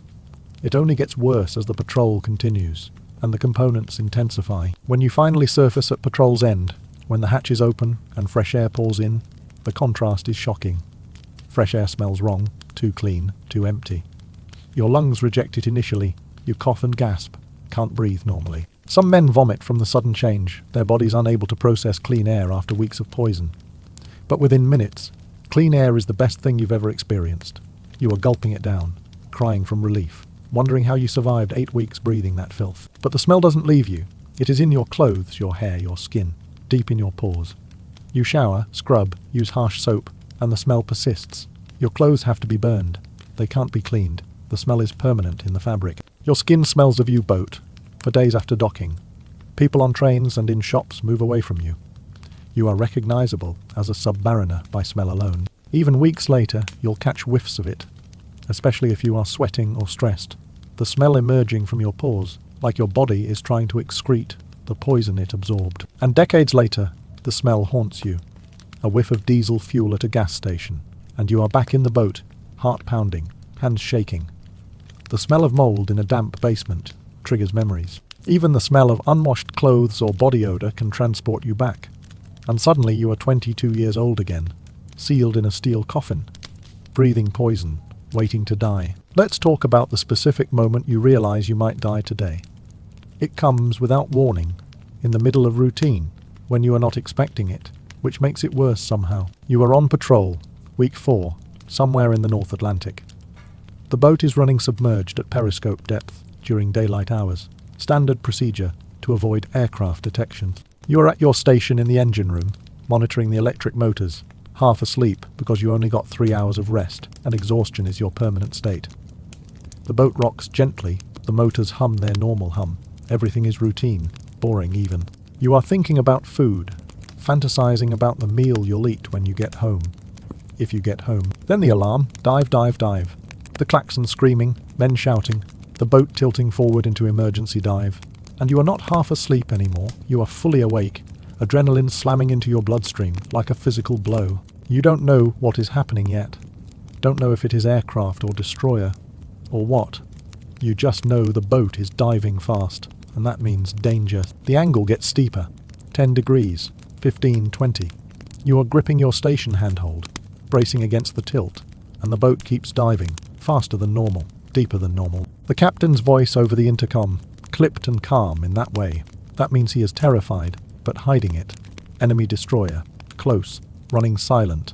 Absolute silent running. No unnecessary movement, no talking. The motors switch to minimum speed, barely turning just enough to maintain steerage. The boat goes dark except for red emergency lights that make everything look like a horror movie. And the silence falls. 50 men holding their breath, waiting. You are in the engine room with 3 other men.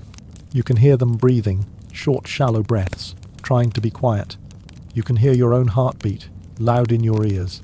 So loud, you worry the enemy sonar will hear it. The boat creaks as it descends, metal groaning under increasing water pressure. And every creak might be the beginning of hull failure.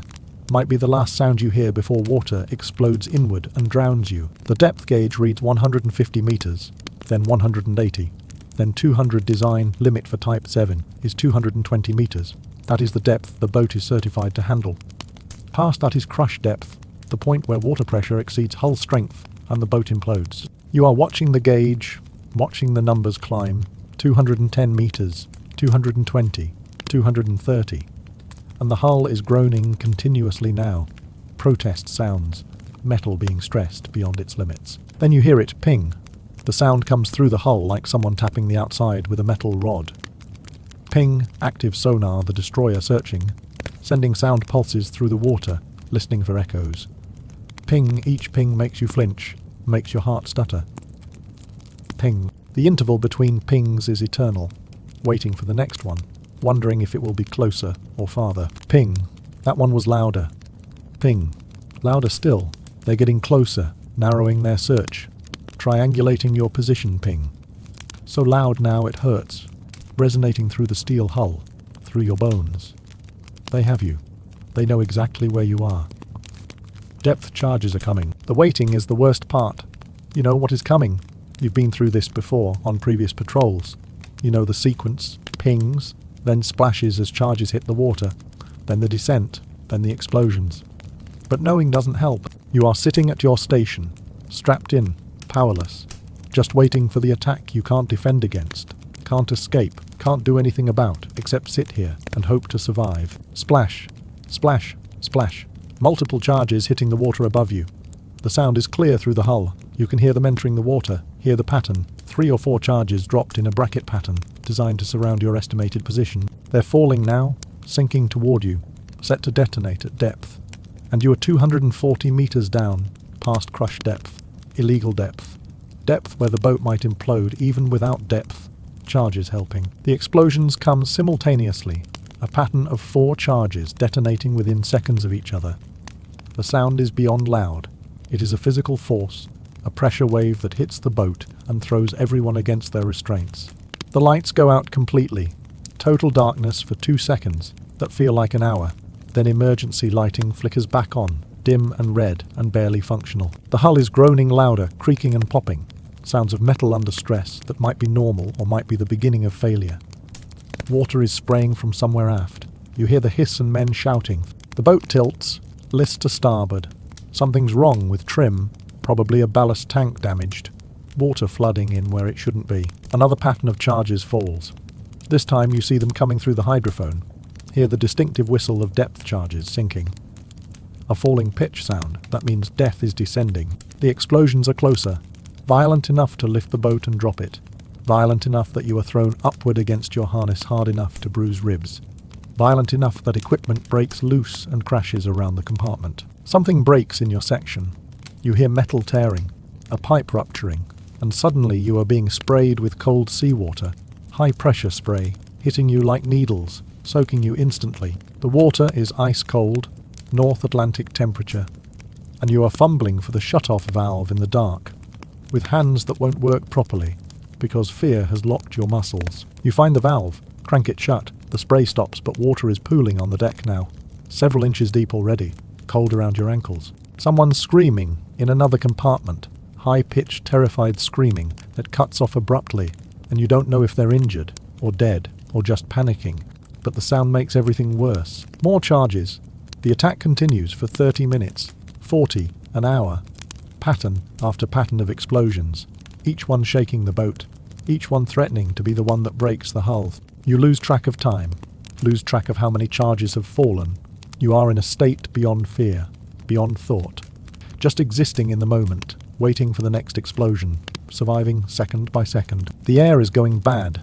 With everything shut down to maintain silent running, the sea or scrubbers aren't working at full capacity. Carbon dioxide is building up.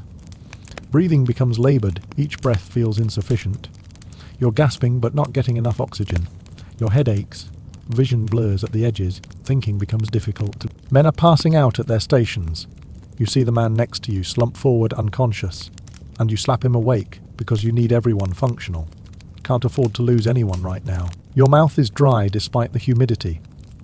Tongue stuck to the roof of your mouth, lips cracked, throat raw from breathing the bad air. You are sweating through your clothes despite the cold water around your ankles. Fear, sweat that soaks you, makes you shiver from cold and terror simultaneously. The boat is at 260 meters now, so far past crush depth, that every second of survival is a miracle. The hull sounds like it is dying, continuous groaning and popping, metal protesting violently. Any moment the pressure will win, the hull will fail, water will explode inward, and everyone will die in seconds, crushed and drowned simultaneously in the dark. But the charges are getting farther away. The destroyer is losing contact. The pattern is spreading out, searching in the wrong area. The pings fade slightly, still there but more distant. The captain maintains silent running, doesn't trust the apparent respite, keeps the boat deep and quiet and motionless except for minimum motor speed. An hour passes, then 2. The pinging stops entirely. The destroyer has given up or been called away or lost contact completely. But the captain waits, paranoid and careful. Waits another hour before ordering ascent.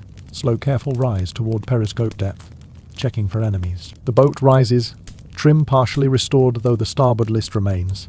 At periscope depth the captain scans 360 degrees, takes his time, checking and rechecking. All clear, no ships visible. The destroyer is gone, surface order given. The boat rises, breaks surface, hatches open, and fresh air pours in like salvation. You are gasping, lungs burning, breathing in huge, desperate gulps of clean air that taste like life itself. Men are crying, vomiting from stress and bad air, shaking from delayed terror and oxygen deprivation. The compartment reeks of fear, sweat and vomit, and the sharp smell of electrical fire from somewhere in the damaged system. You survived. You are alive. 2 hours ago you were certain you were going to die. Absolutely certain the next charge would crush the hull and drown you all. But you survived. The relief is so intense, it is physical. Your legs give out. You collapse against your station, shaking uncontrollably, unable to process that you are still breathing. But you are not safe. You are never safe. This attack is over, but you are still on patrol, still in enemy waters, still have weeks before you return to port. This will happen again, maybe tomorrow, maybe in an hour when another destroyer finds you. The survival is temporary. The fear never ends. And that night, when you try to sleep in your soaking wet clothes because there are no dry clothes available and no way to dry anything, you hear the pings in your dreams. Ping, ping, ping. Your heart races, you wake in panic, disoriented, thinking you are under attack again. But it is just your mind replaying the trauma, creating phantom sounds that will haunt you for decades. Pings that never stop even after the war ends, and the boats are scrapped, and you are old and safe in your bed on land. This is one attack. One day, one incident among hundreds that happened to U-boat crews throughout the war. Some attacks lasted longer, 6 hours, 8 hours, destroyers that wouldn't give up hunting. Some attacks were more violent, charges falling continuously in perfectly placed patterns that destroyed boats and killed everyone aboard. Some attacks ended differently, with the hull failing, water flooding in, men drowning in darkness at the bottom of the ocean. You survived this one. The next one might kill you. That is the reality you live with, every day, every patrol, until you die or the war ends. Most submariners died. You probably will too. It is just a matter of when. Now let's talk about the watch rotation, because sleep deprivation is its own form of torture, and in a U-boat, it is systematic, unavoidable, cumulative, until you are barely functional. The standard watch rotation is 4 hours on, 8 hours off, which sounds reasonable until you realize the 8 hours off isn't rest time. It is everything else time. You have to eat during those 8 hours. You have to perform maintenance on equipment. You have to attend briefings. You have to handle personal necessities like using the toilet, changing socks, if you have spare socks, trying to clean yourself with a damp rag because actual washing isn't possible. And somewhere in those 8 hours, you need to sleep. Realistically, you get 4 to 5 hours of sleep per WWII broken into chunks, sometimes less. When the boat is in combat or evading or experiencing mechanical problems, you get no sleep. You are at your station for 12, 16, 20 hours straight until the crisis passes and you collapse from exhaustion. The sleep you do get is terrible quality. You are sleeping in a bunk that is coffin, sized 6 feet long and maybe 2 feet wide, stacked 3 high with another bunk inches above or below you. The mattress is thin canvas, stuffed with horsehair or straw, barely cushioning against the metal frame. The pillow is a rolled jacket or sweater. The blanket is thin, wool, scratchy and inadequate. You sleep in your clothes because undressing is impractical, and you need to be ready to respond to emergencies instantly. Your clothes are damp from humidity, never fully dry, developing mold in the folds. They're stiff with dried sweat and grease. They smell terrible, but so does everything. So you don't notice that part anymore. The bunk is not yours exclusively. Hot bunking is standard practice, meaning the bunk is shared between men on different watch schedules. You climb into a bunk that someone else just vacated, the sheets damp with their sweat, smelling of their body, still warm from their heat. When you wake, someone else is waiting to take the bunk from you, and the cycle continues. Privacy doesn't exist. Personal space is a fantasy. You lie down, and immediately there are problems. The bunk above you is inches away. You can't sit up without hitting your head. If you are on a middle bunk, you have bunks above and below. You are sandwiched between other men's sleeping spaces. If you are on a bottom bunk, condensation drips from above, cold water landing on your face in the night, and there is nothing you can do about it, except endure. The boat is never silent. Diesel engines, when surfaced, a roar and vibration that permeates everything, makes the bunk shake, makes your teeth chatter if you clench them. Electric motors, when submerged, a different sound, quieter but still present, a hum that never stops. Pumps running, ventilation fans when they're working, equipment operating, men talking, arguing, moving around because someone is always awake, always working. You learn to sleep through noise. You have to, because silence never comes. You fall asleep to the sound of engines and wake to the same sound and never know if you've slept 1 hour or 4 unless you check the time. Your internal clock breaks, circadian rhythms destroyed by the lack of natural light and the irregular sleep schedules. Time becomes meaningless, marked only by watch changes and meal times. The motion of the boat affects sleep. On surface in rough weather, the pitching and rolling is violent. You are being tossed in your bunk, having to brace yourself to avoid being thrown out. Sleep is impossible. You just lie there, holding on, exhausted but unable to rest, because the motion is too extreme. When submerged, the motion is gentler but still present, a rocking that some men find soothing, but others find nauseating. You are woken for your watch by someone shaking you, calling your name, telling you 5 minutes until your shift starts. You are disoriented, don't know if it is day or night, because there are no windows, no natural light, just the red emergency lighting or harsh white work lights depending on the boat's status. You roll out of the bunk, immediately replaced by the next man, and stumble to your station, still half asleep. The first minutes of watch are dangerous because you are not fully alert, you are operating on autopilot, muscle memory, training drilled into you until it is automatic.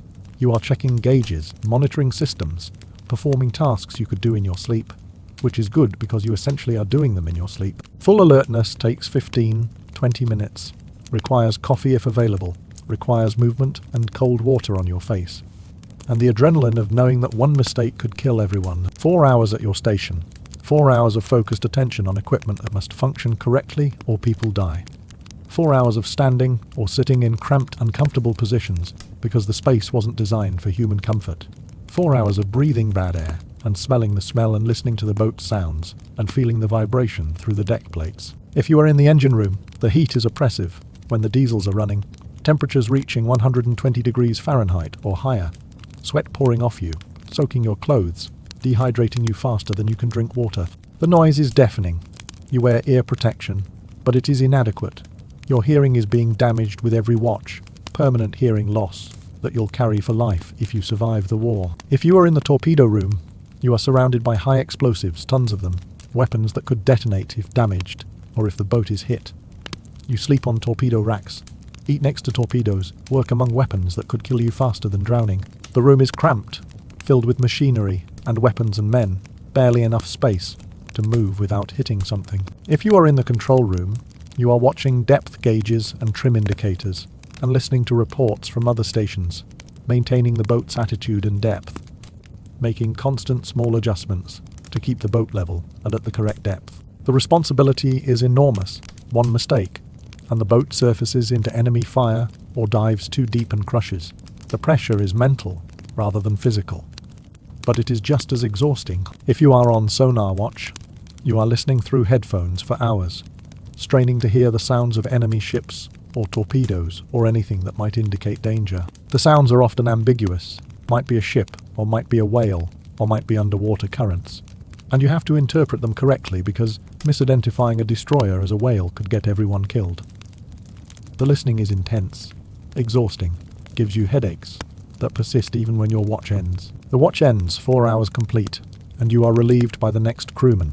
You have 8 hours before your next watch. 8 hours to eat and maintain equipment and try to sleep. The cycle repeats, endlessly, day after day, week after week, for the entire patrol. No weekends, no days off, no breaks. Just 4 on, 8 off, around the clock until you return to port or die. The sleep deprivation accumulates. After 1 week you are tired. After 2 weeks you are exhausted. After 4 weeks you are operating in a fog. Thought processes slowed. Reaction times delayed, making mistakes that you wouldn't make if you were rested. After 6 weeks you are seeing things that aren't there, hearing sounds that don't exist, experiencing microsleeps where you fall asleep for seconds without realizing it, coming back to awareness, unsure if you've missed something important. Officers and crew try to manage the exhaustion, but there is no solution except more sleep, and more sleep isn't available.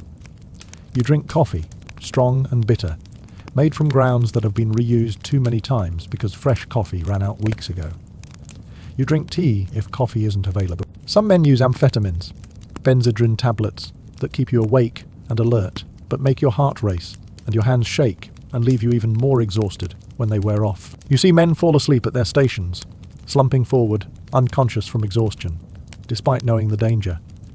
You see men making obvious mistakes, forgetting procedures they've done 1,000 times, staring blankly at equipment they should be monitoring. You see men snapping at each other over nothing, fights breaking out because someone looked at someone wrong, or breathed too loud, or existed in the same space.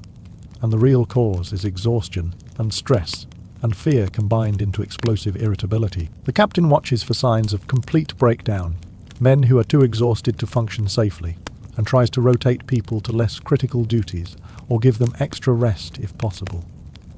But usually it is not possible, because every position is critical and there are no spare crew to cover for people who need rest. So everyone stays at their stations, exhausted to the point of hallucination, doing their jobs because the alternative is death. You fantasize about sleep, the way some men fantasize about food or women. You dream of sleeping in a real bed, on a real mattress, in a quiet room with darkness and stillness and clean air. You dream of sleeping for 12 hours straight, uninterrupted, waking naturally, rather than being shaken awake for the next watch. These fantasies are so vivid, they feel real, which makes waking up in the U-boat even more crushing. The reality of your situation hitting you again every time you regain consciousness. And the worst part is knowing that even when the patrol ends, even when you return to port and have the opportunity to sleep properly, you won't be able to. Your sleep is broken, your patterns destroyed, your mind conditioned to wake every few hours, expecting the alarm or the call to stations. You lie in a comfortable bed in a quiet room and can't sleep because it is too quiet, too comfortable, too different from what your body has adapted to. You sleep better on the boat, in the noise and discomfort, than you do on shore in peace. The sleep deprivation is torture. Not the dramatic torture of depth charges or combat, but the slow grinding torture of systematic exhaustion that wears you down day by day, week by week, until you are a shell of yourself, functioning on instinct and training, because conscious thought is too difficult. Let's talk about the mechanical systems you depend on for survival, and how frequently they fail, because the U-boat is a complex machine operating in a hostile environment, and machines break. The diesel engines are temperamental beasts, massive machines that burn fuel to generate power for propulsion and battery charging. They require constant maintenance, adjustments to timing and fuel flow and lubrication. When running, they're loud and hot and vibrate the entire boat. When they fail, and they fail regularly, you are dead in the water on the surface, vulnerable to attack, unable to dive because you need engine power to maintain trim. You are an engine mechanic, so diesel failures are your problem to solve. The engine stutters, loses power, starts running rough, and you are diving into the machinery while it is still hot, burning your hands on metal surfaces, trying to diagnose the problem, while the captain is yelling for power and the lookouts are reporting possible contacts. The problem might be fuel blockage, dirt or water in the fuel lines, requiring you to disassemble fuel filters and clean them by hand.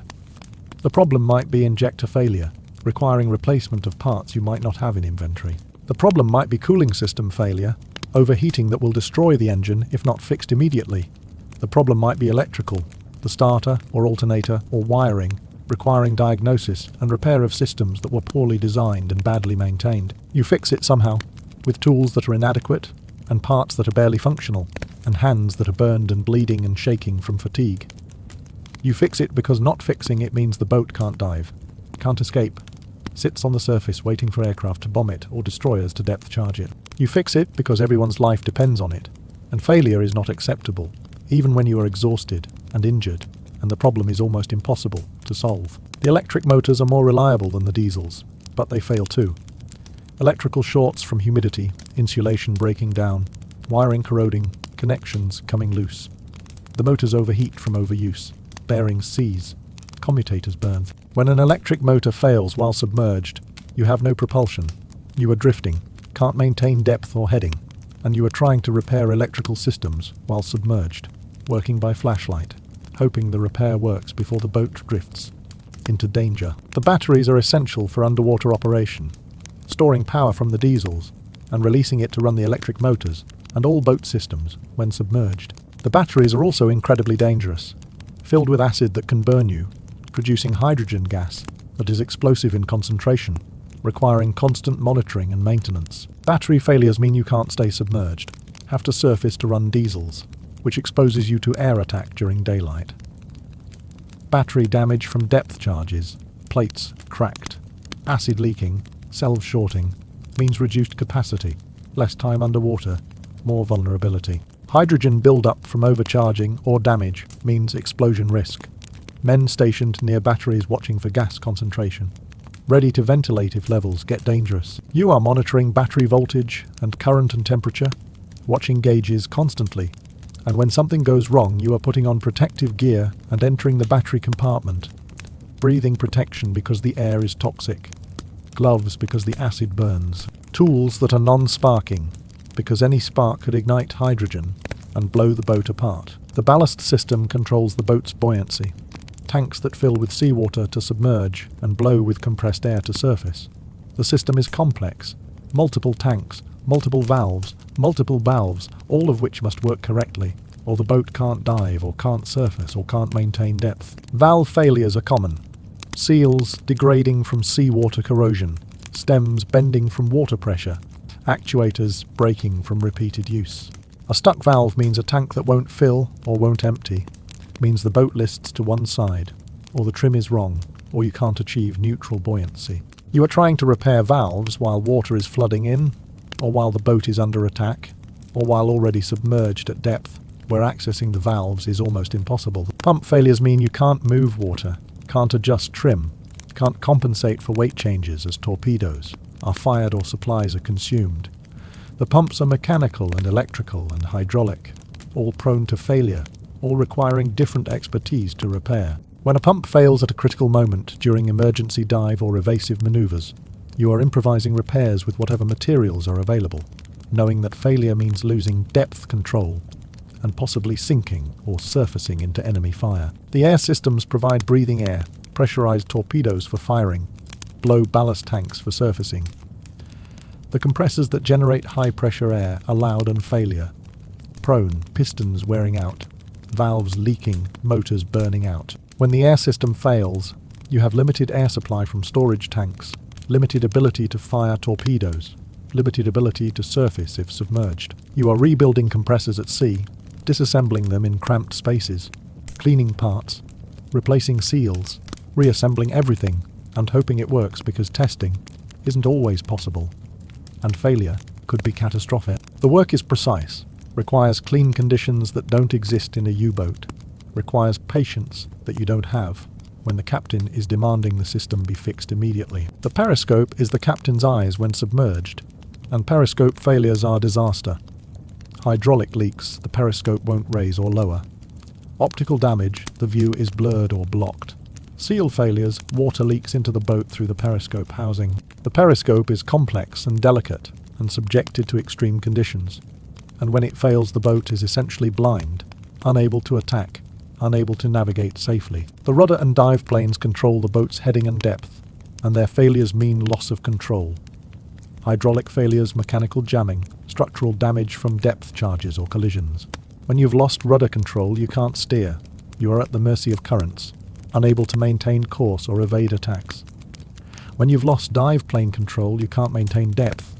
You are either sinking toward crush depth or rising toward the surface, uncontrollably. You are in the stern compartment trying to manually operate jammed dive planes, using hand cranks that require 4 men working together, exhausting labor that takes forever and might not even work. Or you are trying to repair hydraulics, replacing lines that have burst, repressurizing systems, bleeding air, all while the boat is out of control, and the captain is screaming for depth control, and everyone is terrified that you are going to die because the planes won't respond. Every system on the boat is subject to failure, and every failure puts everyone at risk. The boat is too complex, has too many components, operates in conditions too harsh for reliable operation. Things break constantly, and the crew spends as much time repairing equipment as operating it. You are constantly working, constantly maintaining, constantly improvising solutions to problems that shouldn't exist but do. And the knowledge that any system failure could kill everyone creates constant stress. You are monitoring your equipment obsessively, checking and rechecking, looking for early signs of problems, trying to prevent failures before they happen.